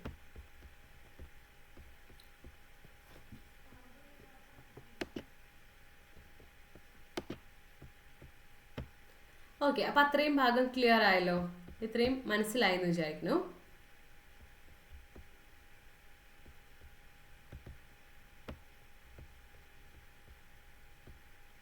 യെസ്, ഇനി നമ്മൾ അപ്പം ജെൻഡർ ഇക്വിറ്റി എന്താണെന്ന് മനസ്സിലായല്ലേ. ജെൻഡർ ഇക്വിറ്റിക്ക് വേണ്ടിയിട്ട് ഒരേ തുല്യതയിലേക്ക് എത്തിക്കാൻ, ഇക്വാലിറ്റിയിൽ എത്താൻ വേണ്ടി സ്ത്രീകളെ കൂടെ അവർക്ക് വേണ്ട പ്രത്യേകം പദ്ധതികളിലൂടെയല്ല അവരെ കൂടെ ഒരു ഇക്വാലിറ്റിയിൽ എത്തിക്കുക എന്നുള്ള ജെൻഡർ ഇക്വിറ്റി എന്നുള്ള കോൺസെപ്റ്റ് എന്താണെന്ന് പഠിച്ചു. അപ്പോൾ ഈ ജെൻഡർ ഇക്വിറ്റി ഒക്കെ ആയിട്ട് ബന്ധപ്പെട്ടിട്ടുള്ളത് തന്നെയാണ് വളരെ പ്രധാനപ്പെട്ട ഒരു ടോപ്പിക്കാണ് ജെൻഡർ ബഡ്ജറ്റിംഗ് എന്ന് പറയുന്നത്. Gender budgeting. ഓക്കെ, അപ്പോൾ നമുക്ക് ആദ്യം സ്ത്രീ ശിശു വികസന മന്ത്രാലയം, നമ്മുടെ women and child development ministry ഉണ്ടല്ലോ, അപ്പോൾ ആ മിനിസ്ട്രി ജെൻഡർ ബഡ്ജറ്റിനെ എങ്ങനെയാണ് നിർവചിച്ചിരിക്കുന്നത്, ഒരു ഡെഫിനേഷൻ എന്താണ് കൊടുത്തത് എന്നുള്ളത് ആദ്യം നോക്കാം. ലിംഗഭേദമന്യേ മുഖ്യധാര കൈവരിക്കുന്നതിനും വികസനത്തിന്റെ നേട്ടങ്ങൾ പുരുഷന്മാരെ പോലെ സ്ത്രീകളിലും എത്തുന്നു എന്നത് ഉറപ്പാക്കുന്നതിനുള്ള ഒരു ഉപകരണമായിട്ടാണ് ജെൻഡർ ബഡ്ജറ്റിംഗ് ഉപയോഗിക്കുന്നത്. അപ്പം അതാണ് ഈ ഒരു വനിതാ ശിശു വികസന വകുപ്പിന്റെ ഒരു ഡെഫിനിഷൻ എന്ന് പറയുന്നത്. അപ്പോൾ ജെൻഡർ ബഡ്ജറ്റ് എന്ന് പറയുമ്പോൾ നമുക്ക് കേൾക്കുമ്പോൾ തന്നെ അറിയാം അല്ലേ, ജെൻഡർ ബഡ്ജറ്റ് എന്ന് പറയുന്നത് ഒരു സ്ത്രീകൾക്ക് പ്രാധാന്യം കൊടുത്തുകൊണ്ടുള്ള ഒരു ബഡ്ജറ്റാണ് എന്നുള്ളതാണ് നമുക്ക് തോന്നുന്നത്. അപ്പോൾ ഇത് ആക്ച്വലി ഒരു പ്രത്യേകം ഒരു ബഡ്ജറ്റ് അല്ല, നമ്മുടെ ബഡ്ജറ്റിന്റെ കൂടെ തന്നെയാണ് ഈ ഒരു ജെൻഡർ ബഡ്ജറ്റ് പ്രസിദ്ധീകരിക്കുന്നത്. അതായത് സ്ത്രീകൾ ഈ ഒരു കേന്ദ്ര ബഡ്ജറ്റിന്റെ ഒപ്പം എല്ലാ വർഷവും സർക്കാർ ഒരു ജെൻഡർ ബഡ്ജറ്റ് സ്റ്റേറ്റ്മെന്റ് പ്രസിദ്ധീകരിക്കും. അപ്പൊ അത് പ്രത്യേകം ഒരു ബഡ്ജറ്റ് അല്ല, ബഡ്ജറ്റ് അതുപോലെ നടക്കും, അതിൻ്റെ ഒപ്പം ഒരു ജെൻഡർ ബഡ്ജറ്റ് സ്റ്റേറ്റ്മെന്റ് പ്രസിദ്ധീകരിക്കും. അപ്പൊ അതിലൂടെ എന്താണ്, ഏതൊക്കെ സ്ത്രീകൾക്ക് വേണ്ടിയിട്ടുള്ള ഏതൊക്കെ പ്രോഗ്രാമുകൾ ഉണ്ട്, സ്ത്രീകളുടെ ഉന്നമനത്തിന് വേണ്ടി എത്രയൊക്കെ രൂപ നീക്കി വെച്ചിട്ടുണ്ട്, എന്തൊക്കെ കാര്യങ്ങൾ ചെയ്തിട്ടുണ്ട് എന്നുള്ള കാര്യങ്ങളൊക്കെ ആ ഒരു ജെൻഡർ ബഡ്ജറ്റ് സ്റ്റേറ്റ്മെന്റിൽ പ്രസിദ്ധീകരിക്കും. അപ്പോൾ എന്താണ് ജെൻഡർ ബഡ്ജറ്റ് സ്റ്റേറ്റ്മെന്റ്, അതിന് 2 പാർട്ട് ഉണ്ട്, അതൊക്കെ ഞാൻ പറയാം. അപ്പോൾ അതിനെയാണ് നമ്മൾ ഈ ഒരു ജെൻഡർ ബഡ്ജറ്റ് എന്ന് വിളിക്കുന്നത്. അപ്പോൾ ഒരിക്കലും ജെൻഡർ ബഡ്ജറ്റ് എന്ന് പറയുമ്പോൾ നമ്മൾ സാധാരണ ബഡ്ജറ്റ് അവതരിപ്പിക്കുന്ന പോലെ ഒരു ജെൻഡർ ബഡ്ജറ്റ് ഉണ്ടെന്ന് വിചാരിക്കരുത്. സാധാരണ കേന്ദ്ര ഗവൺമെന്റ് ബഡ്ജറ്റ് അവതരിപ്പിക്കുമ്പോൾ അതിൻ്റെ ഒപ്പം തന്നെ ഒരു ജെൻഡർ ബഡ്ജറ്റ് സ്റ്റേറ്റ്മെന്റ് പ്രസിദ്ധീകരിക്കും. അപ്പം അതിലാണ് സ്ത്രീകൾക്ക് വേണ്ടി എന്തൊക്കെ പദ്ധതികളുണ്ട്, എത്ര രൂപ മാറ്റി വെച്ചു, അത്രയും കാര്യങ്ങളൊക്കെ ക്ലിയർ ആയിട്ട് അതിൽ പ്രത്യേകം ഉണ്ടായിരിക്കും. അപ്പം നമ്മൾ മൊത്തത്തിൽ ബഡ്ജറ്റ് വായിക്കുമ്പോൾ നമുക്കൊരു ഓവറോൾ ഐഡിയയിൽ കിട്ടും. കുറേ കാര്യങ്ങൾ പറയുന്നതിൻ്റെ ഇടയിൽ നിന്ന് നമുക്ക് മനസ്സിലാക്കിയെടുക്കണം സ്ത്രീകൾക്ക് മാറ്റിവെച്ചത്. പക്ഷെ അങ്ങനെയല്ല, ഇത് പ്രത്യേകം നമുക്ക് അറിയാൻ പറ്റും എന്തൊക്കെ കാര്യങ്ങൾ സ്ത്രീകൾക്ക് വേണ്ടി മാറ്റി വെച്ചിട്ടുണ്ട് സർക്കാർ എന്നുള്ളത് പ്രത്യേകം നമുക്ക് മനസ്സിലാക്കാൻ പറ്റും ഈ ഒരു ജെൻഡർ ബഡ്ജറ്റിലൂടെ, അതായത് ഈ ഒരു ജെൻഡർ ബഡ്ജറ്റ് സ്റ്റേറ്റ്മെന്റ് പ്രസിദ്ധീകരിക്കുന്നതിലൂടെ. അപ്പോൾ ആ ഒരു ജെൻഡർ ബഡ്ജറ്റ് സ്റ്റേറ്റ്മെന്റിനെയാണ് നമ്മൾ ജെൻഡർ ബഡ്ജറ്റ് എന്ന് പറയുന്നത്. ഓക്കെ, അപ്പോൾ ഒരു പ്രത്യേക ബജറ്റ് ഒന്നും സൃഷ്ടിക്കാൻ ശ്രമിക്കുന്നില്ല, പകരം സ്ത്രീകളുടെ പ്രത്യേക ആവശ്യങ്ങൾ അഭിസംബോധന ചെയ്യുന്നതിനുള്ള സ്ഥിരീകരണ നടപടിയാണ് ഇതുകൊണ്ട് ഉദ്ദേശിക്കുന്നത്. അപ്പോൾ ഇതിലൂടെ വികസനത്തിന്റെ നേട്ടങ്ങൾ പുരുഷന്മാരെ പോലെ സ്ത്രീകളിലും എത്തുന്നു എന്നത് ഉറപ്പാക്കുന്നതിന് ഉള്ള ഒരു ശക്തമായിട്ടുള്ള ഒരു ഉപകരണമായിട്ട് നമുക്കിതിനെ കണക്കാക്കാൻ പറ്റും. അപ്പോൾ ഇതൊരു അക്കൗണ്ടിങ് വ്യായാമം, ജസ്റ്റ് ഒരു അക്കൗണ്ടുകൾ, ഓക്കെ ഇത്ര രൂപ അങ്ങനെയുള്ള അക്കൗണ്ട് മാത്രമല്ല, ഇതിലൂടെ ഒരു പോളിസി പ്രോഗ്രാം രൂപീകരണത്തിലും അതിന്റെ നിർവഹണത്തിലും അവലോകനത്തിലും ഒക്കെ എത്രത്തോളം ഒരു ലിംഗപരമായിട്ടുള്ള കാഴ്ചപ്പാടുണ്ട് എന്നുള്ളതൊക്കെ മനസ്സിലാക്കാം. അതായത് ഒരു പ്രോഗ്രാം, ജസ്റ്റ് ബഡ്ജറ്റ് എന്ന് പറയുമ്പോൾ ഇത്ര രൂപ ഇവിടെ ഇത്ര രൂപ ഈ ഒരു മേഖലയ്ക്ക് വേണ്ടി നമ്മൾ അനുവദിച്ചു, അങ്ങനെയുള്ള ഒരു അക്കൗണ്ട് എന്നുള്ള രീതിയല്ല ഈ ഒരു ജെൻഡർ ബഡ്ജറ്റിൽ. ഇതിലൂടെ നമ്മൾ എന്തൊക്കെ പോളിസീസ്, എന്തൊക്കെ പ്രോഗ്രാം സ്ത്രീകൾക്ക് വേണ്ടി ഉണ്ട്, അത് ഫോളോ ചെയ്യുന്നുണ്ട്, അങ്ങനെയുള്ള കുറേ കാര്യങ്ങൾ നമുക്ക് അതിൽ നിന്നും മനസ്സിലാക്കാൻ സാധിക്കും. അപ്പോൾ അതാണ് ഈ ഒരു ജെൻഡർ ബഡ്ജറ്റിങ്ങിലൂടെ ഉദ്ദേശിക്കുന്നത്.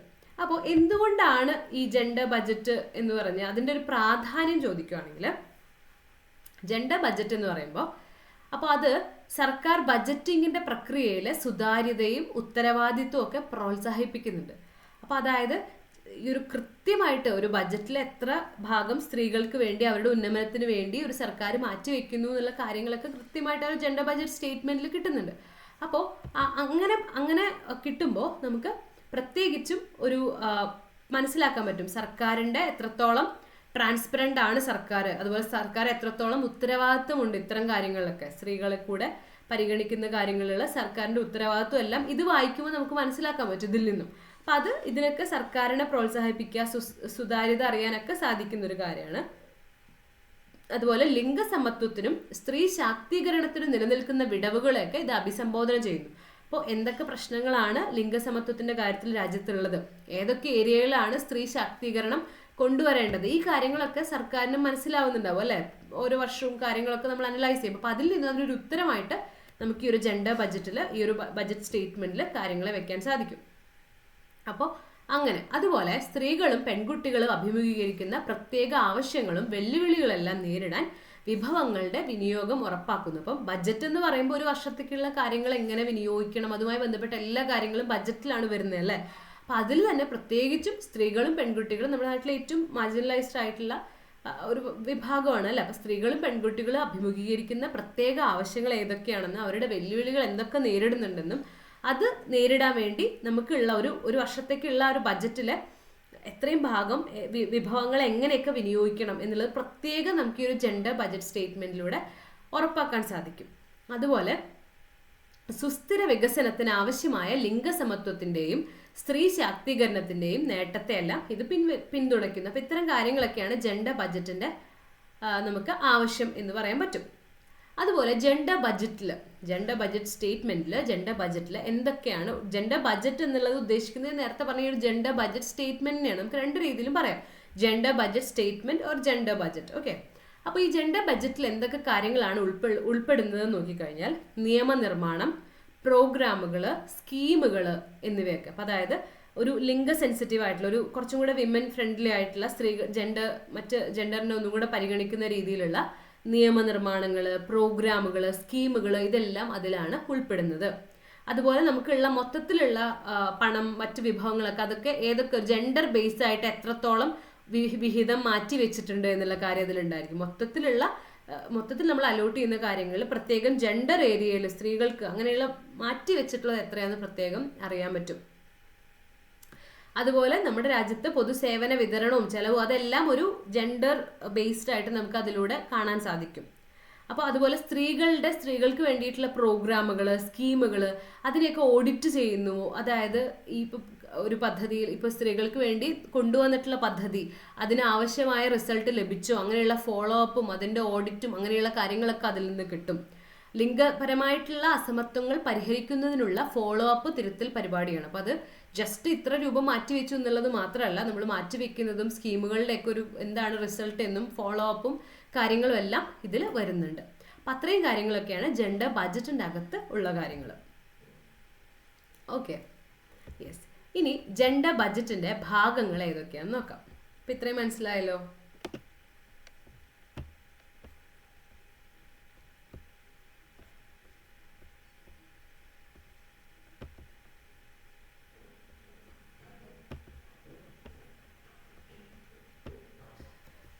ജെൻഡർ ബഡ്ജറ്റിന്റെ ഭാഗങ്ങൾ എന്ന് പറയുമ്പോൾ 2 ഭാഗങ്ങൾ ഉണ്ടായിരിക്കും അതിന്, പാർട്ട് എയും പാർട്ട് ബിയും. പാർട്ട് എയിൽ സ്ത്രീകൾക്കായിട്ട് 100% വിഹിതമുള്ള സ്കീമുകൾ ഭാഗം എയിൽ ഉൾപ്പെടും. അതായത് ഇപ്പോൾ Beti Bachao Beti Padhao for example, Ujjwala scheme, അല്ലെങ്കിൽ മഹിളാ ശക്തി കേന്ദ്രം, അല്ലെങ്കിൽ അംഗൻവാടി, ഇങ്ങനെയുള്ള കാര്യങ്ങളൊക്കെ അതിൽ 100% സ്ത്രീകൾക്ക് വേണ്ടിയിട്ട് വിഹിതമുള്ള സ്കീമുകളാണ്. അപ്പം അതുകൊണ്ട് പാർട്ട് എയിൽ ഈ ഒരു ജെൻഡർ ബഡ്ജറ്റിന്റെ ഈ ഒരു ഭാഗങ്ങളൊക്കെ പാർട്ട് എയിൽ വരും.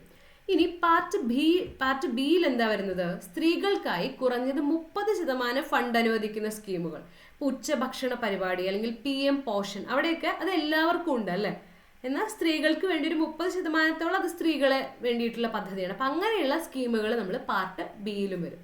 സോ ജെൻഡർ ബഡ്ജറ്റിന് 2 ഭാഗങ്ങളുണ്ട്, പാർട്ട് എയും ഉണ്ട് പാർട്ട് ബിയും ഉണ്ട്. പാർട്ട് എയിൽ സ്ത്രീകൾക്കായിട്ട് 100% വിഹിതമുള്ള സ്കീമുകളൊക്കെയാണ് പാർട്ട് എയിൽ വരുന്നത്. അപ്പോൾ ഫുൾ സ്ത്രീകൾക്ക് വേണ്ടി മാത്രമുള്ള പ്രോഗ്രാമാണ്, വേറെ ആർക്കുമില്ല. 100% സ്ത്രീകൾക്ക് വേണ്ടിയിട്ട് മാറ്റിവെച്ചിട്ടുള്ള പ്രോഗ്രാംസ് ആണ് അതിൽ വരുന്നത്. പാർട്ട് ബിയിൽ കുറച്ച് ഒരു പ്രോഗ്രാംസ് ഉണ്ട്, പക്ഷെ അതിൽ 30% ഫണ്ട് സ്ത്രീകൾക്ക് വേണ്ടിയിട്ടുള്ള സ്കീമിലാണ് പാർട്ട് ബിയിൽ വരുന്നത്. അപ്പോൾ അത്രയും ക്ലിയർ ആയല്ലോ. സോ അങ്ങനെയാണ് ജെൻഡർ ബഡ്ജറ്റിന്റെ ഭാഗങ്ങൾ ഏതൊക്കെയാണെന്നുള്ളത്.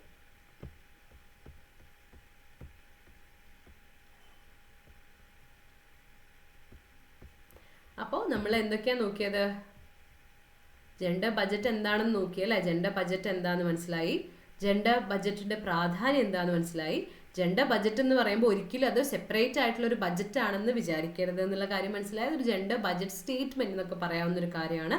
അത് ബഡ്ജറ്റിന്റെ കൂടെ തന്നെ ഉള്ളതാണ്. അപ്പം അതിൽ പ്രത്യേകം സ്ത്രീകൾക്ക് വേണ്ടി എന്തൊക്കെ കാര്യങ്ങളാണ് മാറ്റിവെച്ചിരിക്കുന്നത്, അത്തരം കാര്യങ്ങളൊക്കെയാണ് ഈ ഒരു ജെൻഡർ ബഡ്ജറ്റിൽ പറയുന്നത്.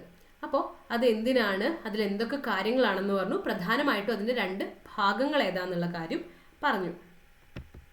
ഇനി ഇന്ത്യയിലെ ജെൻഡർ ബഡ്ജറ്റുകളുടെ ഒരു പശ്ചാത്തലം എന്താണെന്ന് നോക്കാം. അപ്പം നമ്മുടെ രാജ്യത്ത് എങ്ങനെയാണ് ഈ ഒരു കോൺസെപ്റ്റ് വന്നത് എന്നുള്ളത് നമുക്ക് നോക്കാം. അപ്പം അതിന് ആദ്യമായിട്ട് ഇപ്പോൾ ഒരു ജെൻഡർ ബഡ്ജറ്റ് എന്നുള്ള കാര്യം നമ്മുടെ രാജ്യത്ത് ഉണ്ടായിരുന്നില്ല, അത് പിന്നീട് വന്നിട്ടുള്ള ഒരു കോൺസെപ്റ്റാണ്. അപ്പോൾ അതെങ്ങനെയാണ് വന്നത് എന്നുള്ളത് നോക്കാം.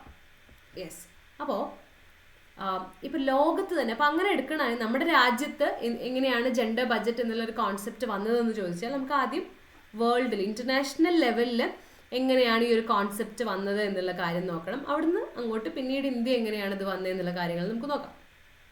അപ്പോൾ രാജ്യത്ത് തന്നെ ഒരു അന്താരാഷ്ട്ര തലത്തിൽ തന്നെ 2-3 പതിറ്റാണ്ടുകളായിട്ട് ഒരു ലിംഗസമത്വത്തിനായിട്ടുള്ള പ്രചാരണം കാര്യമായിട്ട് നടക്കുന്നുണ്ട്. അപ്പം ഞാൻ ഇതിനു മുമ്പും പറഞ്ഞിട്ടുണ്ട്, നമ്മൾ കഴിഞ്ഞ ക്ലാസ്സുകളിലൊക്കെ സസ്റ്റൈനബിൾ ഡെവലപ്മെൻറ്റും അത് അല്ലെങ്കിൽ നമ്മൾ ജെൻഡർ റിലേറ്റഡ് ആയിട്ട് അത് കഴിഞ്ഞിട്ട് ജെൻഡർ റിലേറ്റഡ് ആയിട്ട് പഠിച്ച സമയത്ത് നമ്മൾ നോക്കിയിട്ടുള്ളൊരു കാര്യമാണ് നമ്മുടെ രാജ്യത്ത് ലോകത്ത് വേൾഡിൽ ഇന്റർനാഷണൽ ലെവലിൽ ഈ ഒരു ജെൻഡർ ലിംഗസമത്വത്തിന് വേണ്ടി ഒരു 1970s ഒക്കെ ആകുമ്പോൾ അപ്പോൾ മുതൽ ഒരുപാട് കാര്യങ്ങൾ കൊണ്ടുവന്നിട്ടുണ്ടെന്ന് നമ്മൾ നോക്കിയിട്ടുണ്ട് അല്ലേ. അപ്പോൾ അതുപോലെ തന്നെ അപ്പോൾ മൊത്തത്തിലൊരു ലിംഗസമത്വത്തിനുള്ള ഒരുപാട് കാര്യങ്ങൾ വേൾഡ് ലെവലിൽ അന്താരാഷ്ട്ര ലെവലിൽ നടന്നുകൊണ്ടിരിക്കുന്നുണ്ടായിരുന്നു.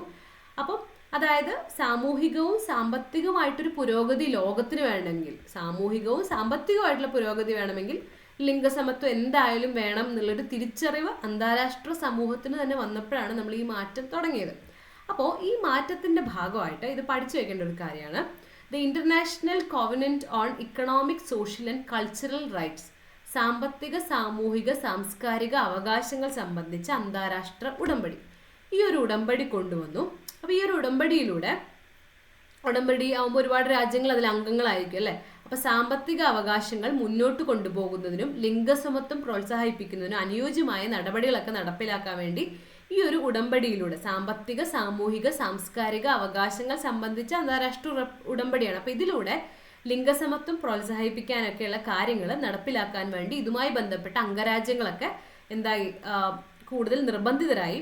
അങ്ങനെ അതിൻ്റെ ഭാഗമൊക്കെ ആയിട്ട് അപ്പോൾ ഒരുപാട് കാര്യങ്ങളല്ലേ, സാമൂഹിക, സാമ്പത്തിക, സാംസ്കാരിക കാര്യങ്ങളിലൊക്കെ മാറ്റങ്ങൾ വരുത്തണം, ലിംഗസമത്വമൊക്കെ വരണം എന്നുള്ള കാര്യമൊക്കെ ഇതുമായി ബന്ധപ്പെട്ട് വന്നപ്പോഴാണ് ഒരു ലിംഗ ബഡ്ജറ്റിംഗ് അല്ലെങ്കിൽ ഒരു നമ്മുടെ ജെൻഡർ ബഡ്ജറ്റിംഗ് എന്ന് പറയുന്ന കോൺസെപ്റ്റിലേക്ക് ഇത് തുടങ്ങാൻ വേണ്ടി ഇങ്ങനെ ഒരു ബഡ്ജറ്റിംഗ് എന്ന് പറയുന്ന കോൺസെപ്റ്റ് അങ്ങനെയാണ് വന്നത്. ഈ ഒരു സാമ്പത്തിക, സാമൂഹിക, സാംസ്കാരിക അവകാശങ്ങൾ സംബന്ധിച്ച അന്താരാഷ്ട്ര ഉടമ്പടി, ഈ ഒരു ഉടമ്പടിയിലൂടെയാണ് ഈ ഒരു കാര്യം മുന്നോട്ട് വന്നത്. ഇനി ഇതുമായി ബന്ധപ്പെട്ട് യുണൈറ്റഡ് നേഷൻസ് ജനറൽ അസംബ്ലി 1979 പിന്നീട് നടന്ന കാര്യമാണ്. അപ്പോൾ ആദ്യം ഞാൻ പറഞ്ഞ ഒരു ഉടമ്പടി, അപ്പോൾ അത് ഈ ഒരു ഉടമ്പടി പ്രകാരം ലിംഗസമത്വം വേണം എന്നൊക്കെയുള്ള ഡിസ്കഷൻ വന്നപ്പോൾ ഈ പറഞ്ഞ പോലെ ഒരു ജെൻഡർ ബഡ്ജറ്റിംഗ് എന്നുള്ള കോൺസെപ്റ്റ് ഒക്കെ സ്റ്റാർട്ട് ചെയ്യാൻ തുടങ്ങി. വേൾഡ് ലെവലിൽ ഈ ഒരു കോൺസെപ്റ്റ് തുടങ്ങിയ കാര്യമാണ് ഞാൻ പറയുന്നത്. ഇന്ത്യയിൽ പിന്നീടാണ് ഇന്ത്യയിലൊക്കെ ഇത് വന്നത്. 2005, 2006 കാലഘട്ടത്തിലാണ് ആദ്യമായിട്ട് ജെൻഡർ ബഡ്ജറ്റിംഗ് ഇവിടെ വന്നിട്ടുള്ളത്.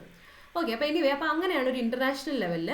ദെൻ പിന്നീട് ഉണ്ടായൊരു മാറ്റം ഇന്റർനാഷണൽ ലെവലിൽ യുണൈറ്റഡ് നേഷൻസ് ജനറൽ അസംബ്ലി 1979 സ്ത്രീകൾക്കായുള്ള അന്തർദേശീയ ബില്ല് പാസാക്കി. സോ അതിലൂടെ സ്ത്രീകൾക്കെതിരായ എല്ലാത്തരം വിവേചനങ്ങളും ഇല്ലാതാക്കുന്നതിനുള്ള ഒരു കൺവെൻഷൻ എന്നുമാണ് ഇതിനെ അറിയപ്പെടുന്നത്. അപ്പോൾ ആ ഒരു ബില്ല് അത് പാസാക്കി. അപ്പോൾ അതിലൂടെ ഈ ഒരു രേഖ, അതായത് സ്ത്രീകൾക്കെതിരായ എല്ലാത്തരം വിവേചനങ്ങളും ഇല്ലാതാക്കുന്നതിനുള്ള കൺവെൻഷൻ, അപ്പം അതിൻ്റെ ഭാഗമായിട്ടുള്ള ഈ ഒരു സ്ത്രീകൾക്കായുള്ള അന്തർദേശീയ ബില്ല് 1979 പാസ്സാക്കി യുണൈറ്റഡ് നേഷൻസ് ജനറൽ അസംബ്ലി. അപ്പം അത് പാസ്സാക്കിയതിലൂടെ എന്താ ഉണ്ടായത്? ഇത് ലിംഗവിവേചനം എങ്ങനെയാണ്, ജെൻഡർ ഒരു ഇനീക്വാലിറ്റി എങ്ങനെയാണെന്നുള്ളതൊക്കെ അറിയുന്നതിനുള്ള ഒരു ശ്രദ്ധ കേന്ദ്രീകരിക്കാൻ ഒരു അജണ്ടയൊക്കെ സജ്ജമാക്കി.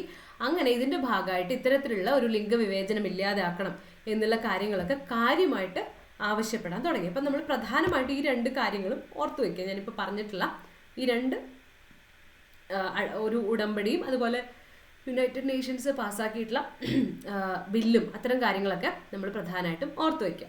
ഓക്കെ, അപ്പോൾ അത്തരം കാര്യങ്ങളൊക്കെ ഇന്റർനാഷണൽ ലെവലിൽ നടന്നു. അതുപോലെ അപ്പോൾ ആ 2 കാര്യങ്ങളും പ്രധാനമായിട്ട് ഓർത്തു വയ്ക്കുക.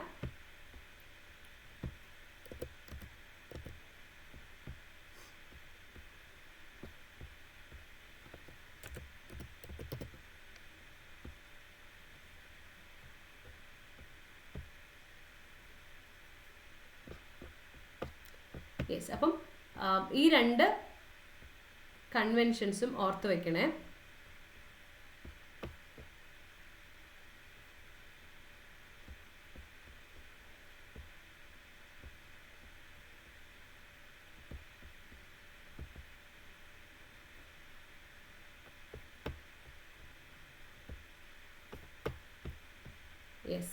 അപ്പോൾ 2 കൺവെൻഷനും ഓർത്ത് വയ്ക്കുക. Convention on the elimination of all forms of discrimination against women, CEDAW എന്നുള്ള കൺവെൻഷൻ.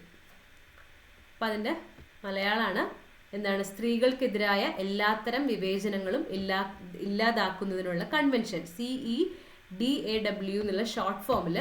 അതായത് the convention on the elimination of all forms of discrimination against women, എല്ലാ രീതിയിലുള്ള ഡിസ്ക്രിമിനേഷനും, സ്ത്രീകൾക്കെതിരായിട്ടുള്ള എല്ലാ രീതിയിലുള്ള ഡിസ്ക്രിമിനേഷനും ഇല്ലാതെയാക്കുക എന്നുള്ളത്. ഓക്കെ, അപ്പം അങ്ങനെ ഈ ഒരു കൺവെൻഷനിൽ, അതായത് സ്ത്രീകൾക്കെതിരായ എല്ലാത്തരം വിവേചനങ്ങളും ഇല്ലാതാക്കുന്നതിനുള്ള കൺവെൻഷൻ അഥവാ CEDAW അഥവാ convention on the elimination of all forms of discrimination against women. അപ്പോൾ ആ ഒരു കൺവെൻഷന് വന്നതിന് ശേഷം ഈ ഒരു കൺവെൻഷൻ അത് 1993 ജൂലൈ 9 2 പ്രഖ്യാപന പ്രസ്താവനകളോടെ ഇന്ത്യ അത് അംഗീകരിച്ചു. അപ്പോൾ ഇന്ത്യ അത് അംഗീകരിച്ചു എന്നുള്ളത് ഓർത്ത് വയ്ക്കും. അപ്പോൾ ഇതൊക്കെ ലിംഗവിവേചനത്തിനെതിരായിട്ടുള്ള, ലിംഗവിവേചനം മാറ്റണം, സമത്വം കൊണ്ടുവരണം എന്നുള്ള ഡിസ്കഷൻസ് ഒക്കെ ലോകത്ത് തന്നെ ആദ്യമായിട്ട് വന്നിട്ടുള്ള പല കൺവെൻഷൻസുമാണ്. അപ്പോൾ അതിൽ അന്ന് തന്നെ 93 തന്നെ ഇന്ത്യ അത് അംഗീകരിച്ചിരുന്നു.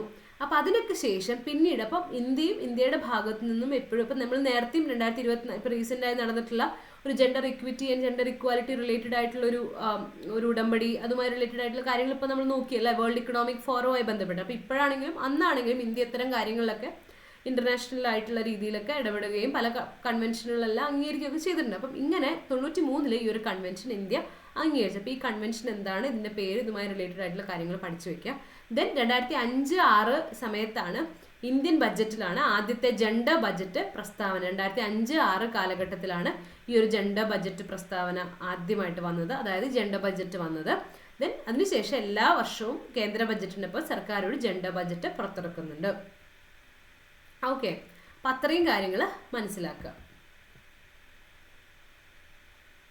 ഇനി നമ്മൾ പറഞ്ഞിരുന്നു ഈ convention on the elimination of all forms of discrimination against women, CEDAW അഥവാ സ്ത്രീകൾക്കെതിരായ എല്ലാത്തരം വിവേചനങ്ങളും ഇല്ലാതാക്കുന്ന കൺവെൻഷൻ. ഇപ്പം നമ്മൾ നേരത്തെ പറഞ്ഞു അതിൽ ഇന്ത്യ ഒപ്പുവെച്ചു എന്നുള്ളത്. അപ്പോൾ അതിലൂടെ ആ ഒരു കൺവെൻഷനിൽ 2 പ്രഖ്യാപനത്തിലൂടെയാണ് ഈ ഒരു ഉടമ്പടി ഇന്ത്യ അംഗീകരിച്ചത്. അത് 2 പ്രഖ്യാപനങ്ങൾ ഏതൊക്കെയാണെന്നുള്ളതും, അതുപോലെ ഈ കൺവെൻഷനുമായി ബന്ധപ്പെട്ട് പറയുകയാണെങ്കിൽ ഈ കൺവെൻഷൻ രാജ്യങ്ങളുടെ വിവേചനപരമായ പ്രവൃത്തികളെ നിരോധിക്കുക മാത്രമല്ല പൊതു സ്വകാര്യ മേഖലകളിലും രാഷ്ട്രീയ ജീവിതവും ഉൾപ്പെടെയുള്ള സമൂഹത്തിന്റെ എല്ലാ മേഖലകളിലും സ്ത്രീകൾക്കെതിരായിട്ടുള്ള വിവേചനം അവസാനിപ്പിക്കാൻ ക്രിയാത്മകമായിട്ടുള്ള നടപടികളൊക്കെ കൈക്കൊള്ളാൻ ഒക്കെ പ്രേരിപ്പിച്ചിട്ടുള്ള ഒരു കൺവെൻഷനാണ്. വളരെ പ്രധാനപ്പെട്ടതാണ്. ഇന്ത്യ ഞാൻ പറഞ്ഞു 1993 ജൂലൈ 9 അവിടെ ഉടമ്പടി അംഗീകരിച്ചത്. ഒപ്പം തന്നെ 2 പ്രഖ്യാപനത്തോടു കൂടെയാണ്. പ്രഖ്യാപനം 1 തങ്ങളുടെ മുൻകൈയും സമ്മതവും കൂടാതെ ഒരു സമൂഹത്തിന്റെയും വ്യക്തിപരമായ കാര്യങ്ങളിൽ ഇടപെടാതിരിക്കുക എന്ന നയത്തിനനുസൃതമായി ഈ വ്യവസ്ഥകൾ പാലിക്കും എന്ന് പറഞ്ഞു. നോർമലി അങ്ങനെയാണ് കൺവെൻഷൻസ് ഒക്കെ ഒപ്പുവെക്കുമ്പോൾ ഉള്ള പോലത്തെ ഒരു പ്രഖ്യാപനം. അതുപോലെ 2 വിവാഹത്തിന്റെ നിർബന്ധിത രജിസ്ട്രേഷൻ തത്വത്തെ പൂർണ്ണമായി പിന്തുണയ്ക്കുന്നുണ്ടെങ്കിലും വൈവിധ്യമാർന്ന ആചാരങ്ങളും മതങ്ങളും സാക്ഷരതാ നിലവാരവുമുള്ള ഇന്ത്യയെ പോലെ ഒരു വിശാലമായ രാജ്യത്ത് ഇത് പ്രായോഗികമല്ല എന്നുള്ള കാര്യം കൂടെ പ്രത്യേകം അതിൽ പ്രഖ്യാപനത്തിൽ പറഞ്ഞിട്ടുണ്ട്. അപ്പൊ അതിൽ പറഞ്ഞിരിക്കുന്ന പല കാര്യങ്ങളിലൊന്ന് ഇതുമായി ബന്ധപ്പെട്ട കാര്യമായിരിക്കും, വിവാഹം രജിസ്ട്രേഷൻ റിലേറ്റഡ് കാര്യമൊക്കെ. അപ്പൊ അതിൽ ഇന്ത്യക്ക് അത്രത്തോളം പ്രായോഗികമല്ല എന്നുള്ള കാര്യം ഇതിൽ മെൻഷൻ ചെയ്തിട്ടാണ് അത് ഒപ്പുവെച്ചത് എന്നുള്ളൊരു കാര്യം. പിന്നെ ഓർക്കേണ്ട ഒരു കാര്യം, ഇതിനൊക്കെ ശേഷം UN-ന്റെ general assembly 1999 October 15 optional protocol അംഗീകരിച്ചിരുന്നു. അതായത് അത് ഈ ഒരു ഓപ്ഷണൽ പ്രോട്ടോകോൾ അംഗീകരിച്ചു. അത് 2000 ഡിസംബറിൽ പ്രാബല്യത്തിൽ വന്നു. അപ്പോൾ ഈ കൺവെൻഷൻ അംഗീകരിച്ചിട്ടുള്ള, അപ്പോൾ നമ്മൾ ഈ പറഞ്ഞിട്ടുള്ള നമ്മുടെ ഈ ഒരു CEDAW കൺവെൻഷൻ നമ്മളിപ്പോൾ അംഗീകരിച്ചിട്ടുള്ള നമ്മുടെ ഈ ഇന്ത്യ ഒപ്പുവെച്ചിട്ടുള്ള അല്ലെങ്കിൽ ഇന്ത്യ യോജിച്ചിട്ടുള്ള കൺവെൻഷനാണ്, അല്ലെ, ഇന്ത്യ അംഗീകരിച്ചിട്ടുള്ള കൺവെൻഷനാണ് convention on the elimination of all forms of discrimination against women. അപ്പോൾ ഈ ഒരു കൺവെൻഷനിൽ ഈ കൺവെൻഷൻ അംഗീകരിച്ചിട്ടുള്ള രാജ്യങ്ങൾക്കൊക്കെ 93 ഇന്ത്യ അംഗീകരിച്ചു, അല്ലേ. അപ്പോൾ UN 99 ഒരു ഓപ്ഷണൽ പ്രോട്ടോകോളും കൂടെ അംഗീകരിച്ചിട്ട് അത് 2000 ഡിസംബറിൽ നിലവിൽ വന്നു. എന്നിട്ട് പറഞ്ഞു ഈ ഒരു കൺവെൻഷൻ ഓൾറെഡി അംഗീകരിച്ചിട്ടുള്ള ആളുകൾക്ക് ഇതിൽ പറയുന്ന ഈ ഒരു ഓപ്ഷണൽ പ്രോട്ടോകോളും കൂടെ അംഗീകരിക്കാൻ പറ്റും. അതൊരു പ്രത്യേക ഉപകരണമാണ്. അതായത് ദേശീയ തലത്തിൽ സ്ത്രീകൾക്ക് നീതി ലഭിച്ചിട്ടില്ലെങ്കിൽ അവർക്ക് അന്താരാഷ്ട്ര തലത്തിൽ നീതി ലഭ്യമാക്കാനുള്ള വളരെ നല്ലൊരു ഓപ്ഷനാണ് മുന്നോട്ട് വെച്ചത്. പക്ഷെ അത് ഇന്ത്യ ഇതുവരെ അംഗീകരിച്ചിട്ടില്ല എന്നുള്ള ഓർത്ത് വയ്ക്കുക. അതായത് CEDAW ഇത് സെയിം കൺവെൻഷൻ, അതിനിപ്പോൾ ഒരു അതുമായി ബന്ധപ്പെട്ടിട്ട് ഒരു ഓപ്ഷണൽ പ്രോട്ടോകോൾ, അതാണ് OP എന്നും കൂടെ വെച്ചിരിക്കുന്നത്. അപ്പോൾ ഒരു ഓപ്ഷണൽ പ്രോട്ടോകോൾ ഉണ്ട്. അതായത് ദേശീയ തലത്തിൽ ഒരു സ്ത്രീക്ക് അവരുടെ രാജ്യത്തിൽ ദേശീയ തലത്തിൽ അവർക്ക് നീതി കിട്ടിയില്ലെങ്കിൽ ഇതുപോലെ ഈ ഒരു ഇന്റർനാഷണൽ തലത്തിൽ നീതി ലഭ്യമാക്കാം എന്നുള്ളൊരു ഓപ്ഷനാണ് അത് വെച്ചിരിക്കുന്നത് മുന്നോട്ട്. പക്ഷെ അത് ഇന്ത്യ ഒപ്പുവെച്ചിട്ടില്ല. ഓക്കെ, ഇന്ത്യ അത് അംഗീകരിച്ചിട്ടില്ല. അപ്പം അത് ഓർത്ത് വയ്ക്കുക. അപ്പം നമ്മളൊരു പക്ഷെ നമ്മുടെ ഒരു സോവറിനിറ്റി എന്നുള്ള രീതിയിലൊക്കെ കാര്യങ്ങൾ എടുത്തിട്ടായിരിക്കും, പക്ഷെ ഇന്ത്യ അത് അംഗീകരിച്ചിട്ടില്ല, ഒപ്പുവെച്ചിട്ടില്ല എന്നുള്ള കാര്യങ്ങൾ ഓർത്ത് വയ്ക്കുക. ഓക്കെ, ഇനി നമ്മൾ അപ്പോൾ ഇന്ത്യയിലെ ജെൻഡർ ബജറ്റിന്റെ ശ്രമങ്ങളൊക്കെ, ഇന്ത്യയുടെ ജെൻഡർ ബജറ്റിന്റെ കാര്യങ്ങളും ഒരു ഹിസ്റ്ററിയൊക്കെ നമ്മൾ നോക്കി. അതുപോലെ ഇന്ത്യയിലെ ജെൻഡർ ബജറ്റിന്റെ കുറച്ച് കാര്യങ്ങളും കൂടെ നോക്കുകയാണെങ്കിൽ ഇന്ത്യയുടെ ജെൻഡർ ബജറ്റിങ് ആഗോള തലത്തിൽ തന്നെ വിട്ടു നിൽക്കുന്നു എന്നുള്ളതാണ്. കാരണം അത് ചെലവുകളെ മാത്രമല്ല, വരുമാന നയങ്ങൾ, ഇപ്പോൾ ബജറ്റിൽ ചെലവുകൾ എങ്ങനെയാണ് ഇന്ന ഏരിയയിൽ സ്ത്രീകൾക്ക് വേണ്ടി പണം ചെലവാക്കാം എന്നുള്ളത് മാത്രമല്ല, വരുമാന നയങ്ങളും അങ്ങനെയുള്ള കാര്യങ്ങളിലൊക്കെ ഇത് പ്രത്യേകം മെൻഷൻ ചെയ്യുന്നുണ്ട് എന്നൊരു കാര്യം പറയുന്നുണ്ട് ഇന്ത്യയുടെ ജെൻഡർ ബജറ്റുമായി ബന്ധപ്പെട്ട്. അതുപോലെ അതിൽ 4 തുടർച്ചയായിട്ടുള്ള ഘട്ടങ്ങൾ ഉൾക്കൊള്ളുന്നു എന്ന് പറയുന്നുണ്ട്. വിജ്ഞാന നിർമ്മാണവും നെറ്റ്വർക്കിങ്ങും, പ്രക്രിയയെ സ്ഥാപനവൽക്കരിക്കുക, ശേഷി വർദ്ധിപ്പിക്കുക, ഉത്തരവാദിത്തം വർദ്ധിപ്പിക്കൽ തുടങ്ങിയിട്ടുള്ള കാര്യങ്ങൾ. അതുപോലെ അങ്ങനെയുള്ള ഇന്ത്യയിലെ ജെൻഡർ ബജറ്റിംഗ് എന്ന് പറയുന്നത് ജസ്റ്റ് ഒരു അക്കൗണ്ടിങ്, ഒരു ബജറ്റ് പ്രോസസ്സ് മാത്രമല്ല, അത് സ്ത്രീകൾക്കായിട്ട് പുതിയ പരിപാടികൾ രൂപപ്പെടുത്തുന്നതിനൊക്കെ ലിംഗ നിഷ്പക്ഷ മന്ത്രാലയങ്ങളെ, അതായത് പ്രത്യേകം ജെൻഡറിന് വേണ്ടിയിട്ടല്ലാത്ത മന്ത്രാലയങ്ങൾ പോലും, മിനിസ്ട്രീസ് പോലും അതിൽ ഹെൽപ്പ് ചെയ്യുന്നുണ്ട് പുതിയ പ്രോഗ്രാംസിന് വേണ്ടിയിട്ട് എന്നാണ് പറയുന്നത്.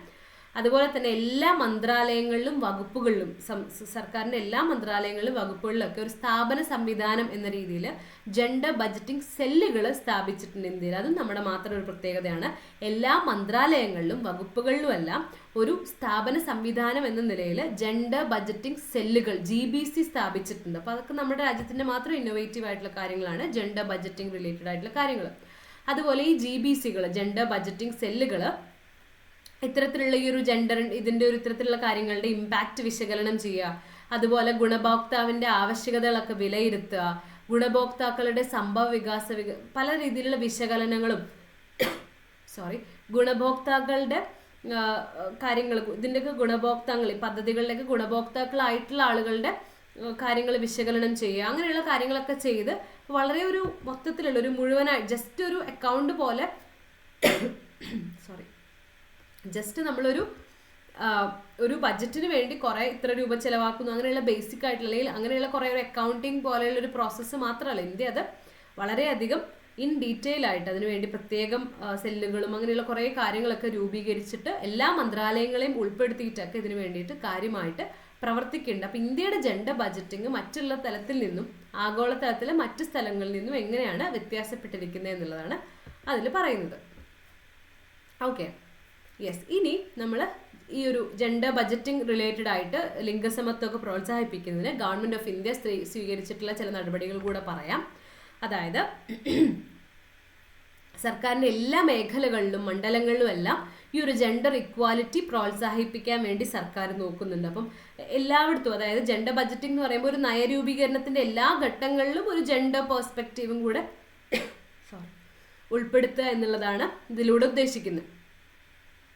അതുപോലെ ജെൻഡർ സെൻസിറ്റീവ് ആയിട്ടുള്ള നിയമനിർമ്മാണം, നയങ്ങൾ, പദ്ധതികൾ, പരിപാടികൾ, സ്കീമുകൾ അങ്ങനെയുള്ള കാര്യങ്ങളൊക്കെ കാര്യമായിട്ട് നടത്തുക മാത്രമല്ല അതിൻ്റെ ഓഡിറ്റിങ്ങും അതുമായി അതിൻ്റെ റിസൾട്ട് ഉണ്ടോ, ഫലപ്രാപ്തി വിലയിരുത്തൽ, ഇതെല്ലാം ജെൻഡർ ബഡ്ജറ്റിങ്ങിൻ്റെ ഭാഗമാണ്. അതാണ് ഇന്ത്യയുടെ ജെൻഡർ ബഡ്ജറ്റിങ്ങിൻ്റെ ഒരു പ്രത്യേകത എന്ന് പറയുന്നത്. ഓക്കെ, അപ്പം അത്രയും കാര്യം ജെൻഡർ ബഡ്ജറ്റിംഗ് റിലേറ്റഡ് ആയിട്ട് മനസ്സിലായല്ലോ.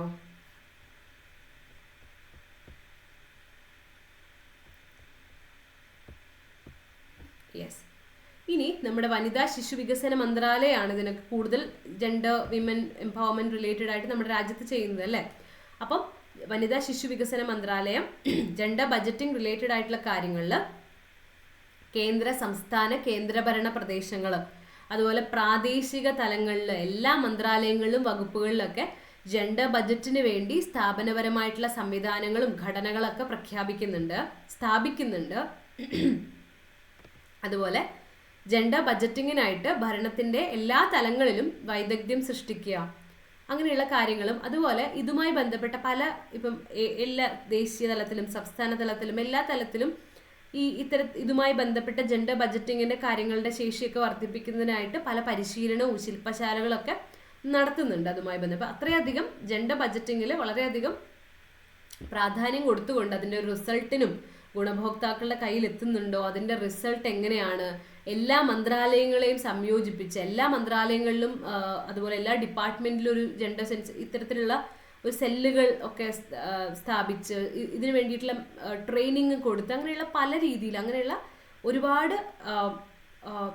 ഒരുപാട് കാര്യങ്ങൾ കൂടെ കണക്കിലെടുത്തിട്ടാണ് അത്രയും ഒരു പൂർണ്ണമായിട്ടുള്ള രീതിയിലാണ് ഇന്ത്യയുടെ ഒരു ജെൻഡർ ബഡ്ജറ്റിംഗ് നടത്തുന്നത്. അതുമായി ബന്ധപ്പെട്ട കാര്യങ്ങൾക്ക് അത്രയും പ്രാധാന്യം കൊടുക്കുന്നുണ്ടെന്നുള്ളത് ഓർത്ത് വയ്ക്കും. ജസ്റ്റ് ഒരു അക്കൗണ്ട്, ഒരു ബഡ്ജറ്റ് ജസ്റ്റ് ഇങ്ങനെ ക്രിയേറ്റ് ചെയ്യുന്നു അങ്ങനെയുള്ള കാര്യം മാത്രമല്ല, അത് ഒരുപാട് നല്ല ആഴത്തിൽ അതുമായി പഠിച്ച് അതുമായി ബന്ധപ്പെട്ട കാര്യങ്ങൾക്കൊക്കെ വളരെയധികം പ്രാധാന്യം കൊടുത്തിട്ടാണ് ചെയ്യുന്നതെന്ന് ഓർത്ത് വയ്ക്കാം. ഇനി നമുക്ക് ഫൈനലായിട്ട് ലാസ്റ്റ് ബഡ്ജറ്റ്, നമ്മുടെ കഴിഞ്ഞ വർഷത്തെ ബഡ്ജറ്റ് 2023-24 ബഡ്ജറ്റ്, അവിടെ നമ്മൾ എത്രയാണ് ഈ ഒരു ജെൻഡർ ബഡ്ജറ്റിൽ ഈ ജെൻഡർ ബഡ്ജറ്റിൽ എത്രയൊക്കെ വിഹിതമാണ് വെച്ചത് എന്നുള്ളതും കൂടെ നമുക്കൊന്ന് നോക്കാം. 2023-24 ബഡ്ജറ്റിൽ സ്ത്രീകൾക്കുള്ള മന്ത്രാലയത്തിലേക്കുള്ള വിഹിതത്തിൽ നേരിയ വർധനവാണ് ഉണ്ടായിട്ടുള്ളത്. അപ്പോൾ അത് ഈ ഒരു ജെൻഡർ ബഡ്ജറ്റിൻ്റെ കീഴിലുള്ള വിഹിതം 2023-23 അപേക്ഷിച്ച് ആ വിഹിതം 23% വർദ്ധിച്ചിട്ടുണ്ട്. എത്ര രൂപയാണെന്നുള്ളത് അവിടെ മെൻഷൻ ചെയ്തിട്ടുണ്ട്. ഇനി 2022-23 4.23% താരതമ്യം ചെയ്യുമ്പോൾ മൊത്തം ബഡ്ജറ്റിന് ഇപ്പം 4.9% ചെറിയൊരു വ്യത്യാസം വന്നിട്ടുണ്ട് എന്നുള്ളത് ഓർത്തു വയ്ക്കാം. അതുപോലെ കേന്ദ്ര വനിതാ ശിശു വികസന മന്ത്രാലയത്തിനായിട്ടുള്ള അവിടെയാണ് കേന്ദ്ര വനിതാ ശിശു വികസന മന്ത്രാലയമാണ് ഇത്തരത്തിലുള്ള വിമൻ എംപവർമെന്റ് റിലേറ്റഡ് എല്ലാ കാര്യങ്ങളും ചെയ്യുന്നത് അല്ലേ. അപ്പോൾ അവർക്ക് വേണ്ടിയിട്ട് കൊടുത്തിട്ടുള്ള വിഹിതത്തിൽ 1% ചെറിയൊരു വർധനമാണ് ഉണ്ടായത്. എന്തായാലും പുറകിലോട്ടല്ല പോയത്, ചെറുതെങ്കിലും ചെറിയൊരു വർധനവ് ഉണ്ടായി എന്നുള്ളത് ഓർത്ത് വയ്ക്കാം. അതുപോലെ 90% ജെൻഡർ ബഡ്ജറ്റിങ്ങും 5 മന്ത്രാലയങ്ങളിലാണ് കേന്ദ്രീകരിച്ചിരിക്കുന്നത്. ഗ്രാമവികസനം, സ്ത്രീ ശിശു വികസനം, കൃഷി, ആരോഗ്യം, കുടുംബക്ഷേമം, വിദ്യാഭ്യാസം എന്നുള്ള അത്രയും സ്ഥലങ്ങളിലാണ്. അതായത് ഗ്രാമവികസനം കൂടുതൽ റൂറൽ വിമൻ അല്ലേ, കൂടുതൽ റൂറൽ വിമൻ്റെ എംപവർമെൻറ്റ് ആവശ്യമാണ് അല്ലേ. അതുപോലെ സ്ത്രീ ശിശു വികസനം ഡെഫിനറ്റ്ലി ആ ഒരു മന്ത്രാലയം ആവശ്യമാണ്. കൃഷി റിലേറ്റഡ് ആയിട്ടുള്ളത്, കാർഷിക രംഗത്ത് എപ്പോഴും സ്ത്രീകളുണ്ട്. ആരോഗ്യം, കുടുംബക്ഷേമം, വിദ്യാഭ്യാസം, ഈ മേഖലകളിലുള്ള 5 മന്ത്രാലയങ്ങളായിട്ടാണ് ജെൻഡർ ബജറ്റിംഗ് കൂടുതലും കേന്ദ്രീകരിച്ചിരിക്കുന്നത്. അതുപോലെ ഗതാഗതം, ജലശേഖരണം, സുരക്ഷ തുടങ്ങിയിട്ടുള്ള ശ്രദ്ധ ആവശ്യമുള്ള മേഖലകളൊക്കെ അവഗണിക്കപ്പെട്ടിട്ടുണ്ട്. ദെൻ കഴിഞ്ഞ ബജറ്റിൽ സ്ത്രീ സംരക്ഷണത്തിനുള്ള പ്രധാന പദ്ധതികളൊക്കെ ഉൾപ്പെടുന്ന മിഷൻ ശക്തിയുടെ വിഹിതം കുറയാണ് ചെയ്തിട്ടുള്ളത്. അപ്പോൾ അത് ഓർത്ത് വയ്ക്കുക. മൊത്തത്തിൽ 1% വർദ്ധിച്ചെങ്കിലും മിഷൻ ശക്തി സംരക്ഷണത്തിലുള്ള ഒരു പ്രധാന പദ്ധതി ഉൾപ്പെടുന്ന മിഷൻ ശക്തിയുടെ വിഹിതം കുറഞ്ഞു. അതുപോലെ സ്ത്രീകൾക്ക് മാത്രമുള്ള സ്കീമുകളുടെ വിഹിതം കണക്കാക്കുന്ന ജെൻഡർ ബജറ്റ്, നമ്മൾ 2 ഭാഗം ഉണ്ടല്ലോ. പാർട്ട് എയിൽ 100% ഇപ്പോൾ ബേട്ടി ബച്ചാവോ പോലെയുള്ള സ്ത്രീകൾക്ക് വേണ്ടിയിട്ടുള്ള മാത്രമുള്ള പ്രോഗ്രാമുള്ള ഒരു ഭാഗവും ജെൻഡർ ബജറ്റിലുണ്ട്, അല്ലാത്തൊരു ഭാഗമുണ്ട്. ഒരു 30% സ്ത്രീകൾക്ക് വേണ്ടി അങ്ങനത്തെ പദ്ധതികളെയും ഉൾപ്പെടുത്തുന്ന ഭാഗമുണ്ട് പോലെ. അപ്പോൾ ഇതിൽ സ്ത്രീകൾക്ക് മാത്രമുള്ള സ്കീമുകൾക്കുള്ള വിഹിതം കണക്കാക്കുന്ന ജെൻഡർ ബജറ്റിന്റെ ഭാഗം എയിൽ ഞാൻ പറഞ്ഞിട്ടുള്ള ഭാഗം എ, അതിൽ എന്താണ് 70% വർധനവുണ്ട്. അത് നല്ലൊരു കാര്യമാണ് അല്ലേ, 70% വർധന. അപ്പം അങ്ങനെയുള്ള പദ്ധതികൾ വരുന്നു എന്നുള്ളതാണ് അതിൻ്റെ അർത്ഥം. പക്ഷേ അവിടെയുള്ള ഒരു പ്രശ്നം എന്താന്ന് വെച്ച് കഴിഞ്ഞാൽ ഈ വർധനയുടെ ഭൂരിഭാഗവും പ്രധാനമന്ത്രി ആവാസ് യോജന ഗ്രാമീണ ഭവന പദ്ധതിയിലേക്കാണ് പോയത്. അപ്പം അത് സ്ത്രീകൾക്ക് മാത്രമായിട്ട് പ്രയോജനം ചെയ്യുന്ന ഒരു കാര്യമല്ല അല്ലേ. അപ്പം അതുമായി റിലേറ്റഡ് ആയിട്ടുള്ള ഒരു കോൺട്രവേഴ്സി ഉണ്ട് എന്നുള്ളത് ഓർത്ത് വയ്ക്കും. അതുപോലെ നമ്മുടെ മഹിളാ സമ്മാൻ സേവിങ് സർട്ടിഫിക്കറ്റ് എന്ന് പറയുന്ന പദ്ധതി അത് പ്രഖ്യാപിച്ചിട്ടുണ്ടായിരുന്നു. അതുപോലെ മുമ്പ് ഈ വനിതാ ശിശു വികസന മന്ത്രാലയം 2015 ജെൻഡർ ബജറ്റിങ്ങിനെ കുറിച്ചിട്ടുള്ള ഒരു ഹാൻഡ് ബുക്ക് ഒക്കെ പുറത്തിറക്കി. അത് എങ്ങനെയാണ് ഈ ഒരു ജെൻഡർ ബജറ്റിംഗ് റിലേറ്റഡ് കാര്യങ്ങളൊക്കെ പ്രായോഗികമായിട്ട് എങ്ങനെ വേണമെന്നുള്ള കാര്യങ്ങളൊക്കെ കാര്യമായിട്ട് പറയുന്ന ഒരു മാർഗനിർദ്ദേശമൊക്കെ ചെയ്യുന്ന ഒരു ബുക്കായിരുന്നു എന്നുള്ള കാര്യം ജസ്റ്റ് ഒന്ന് മെൻഷൻ ചെയ്തത് മാത്രം. ഓക്കെ, അപ്പം നമ്മൾ ഇന്നത്തെ ക്ലാസ്സിൽ gender equity and gender budgeting, gender ഇക്വിറ്റിക്ക് വേണ്ടിയിട്ടുള്ള ഒരു പ്രധാനപ്പെട്ട ഒരു കാര്യമാണ് ജെൻഡർ ബജറ്റിംഗ്. അപ്പോൾ നമ്മൾ എന്താണ് ജെൻഡർ ഇക്വാലിറ്റിയും ജെൻഡർ ഇക്വിറ്റിയും തമ്മിലുള്ള വ്യത്യാസം, അതുപോലെ നമ്മുടെ രാജ്യത്തെ സ്ത്രീകളുടെ അവസ്ഥ കാലങ്ങളായിട്ട് എങ്ങനെ മാറി, ഇപ്പോൾ എങ്ങനെയാണ് എന്നുള്ളതും അത്തരത്തിലുള്ള, അതുപോലെ സ്ത്രീകളെ ജെൻഡർ ഇക്വിറ്റി റിലേറ്റഡ് ആയിട്ട് ഇക്വാലിറ്റിയിലേക്ക് കൊണ്ടുവരാൻ എന്തൊക്കെ കാര്യങ്ങൾ ചെയ്യുന്നുണ്ട്, പദ്ധതികൾ, ലീഗലി നടക്കുന്ന കാര്യങ്ങൾ, അതുപോലെ പ്രോഗ്രാംസ് ഏതൊക്കെയാണ്, അത്തരം കാര്യങ്ങളൊക്കെ നമ്മൾ നോക്കി. ജെൻഡർ ഇക്വിറ്റിയായി ബന്ധപ്പെട്ട ജെൻഡർ ബജറ്റിങ്ങിൽ മെയിൻലി എന്താണ് ജെൻഡർ ബജറ്റ്, ആഗോളതലത്തിൽ എങ്ങനെയാണ് ഈ ഒരു കോൺസെപ്റ്റ് വന്നത്, അതുമായി ബന്ധപ്പെട്ട ചില ട്രീറ്റികൾ, ചില ഉടമ്പടികൾ നമ്മൾ നോക്കി, ചില കൺവെൻഷൻ നമ്മൾ നോക്കി. അതൊക്കെ ഓർത്ത് വയ്ക്കുക, അതൊക്കെ പഠിച്ചു വയ്ക്കുക. ദെൻ പിന്നീട് ജെൻഡർ ബജറ്റിംഗ് വന്നു. ബജറ്റിന്റെ പാർട്സ് എന്താണ്, അതുമായി ബന്ധപ്പെട്ട കാര്യങ്ങൾ. ഏറ്റവും ലാസ്റ്റ് നമ്മൾ കഴിഞ്ഞ ജെൻഡർ ബജറ്റിന്റെ ഭാഗമായിട്ട് എത്രത്തോളം മാറ്റി വെച്ചു, അങ്ങനെയുള്ള കാര്യങ്ങൾ അത്രയും നോക്കി. അപ്പോൾ ഇപ്രാവശ്യം ഇനി ബജറ്റ് വരുമ്പോൾ നമുക്ക് ഇപ്രാവശ്യം എങ്ങനെയാണെന്നുള്ളത് നോക്കാം അല്ലേ. യെസ്, ബജറ്റ് വരാറായല്ലോ. അപ്പോൾ അതാണ് പ്രധാനപ്പെട്ട ടോപ്പിക്കാണ് gender equity and gender budgeting. അപ്പോൾ എല്ലാവർക്കും ക്ലിയർ ആയെന്ന് വിചാരിക്കുന്നു. അപ്പോൾ നമുക്ക് ക്ലാസ് ഇവിടെ അവസാനിപ്പിക്കാം. Thank you.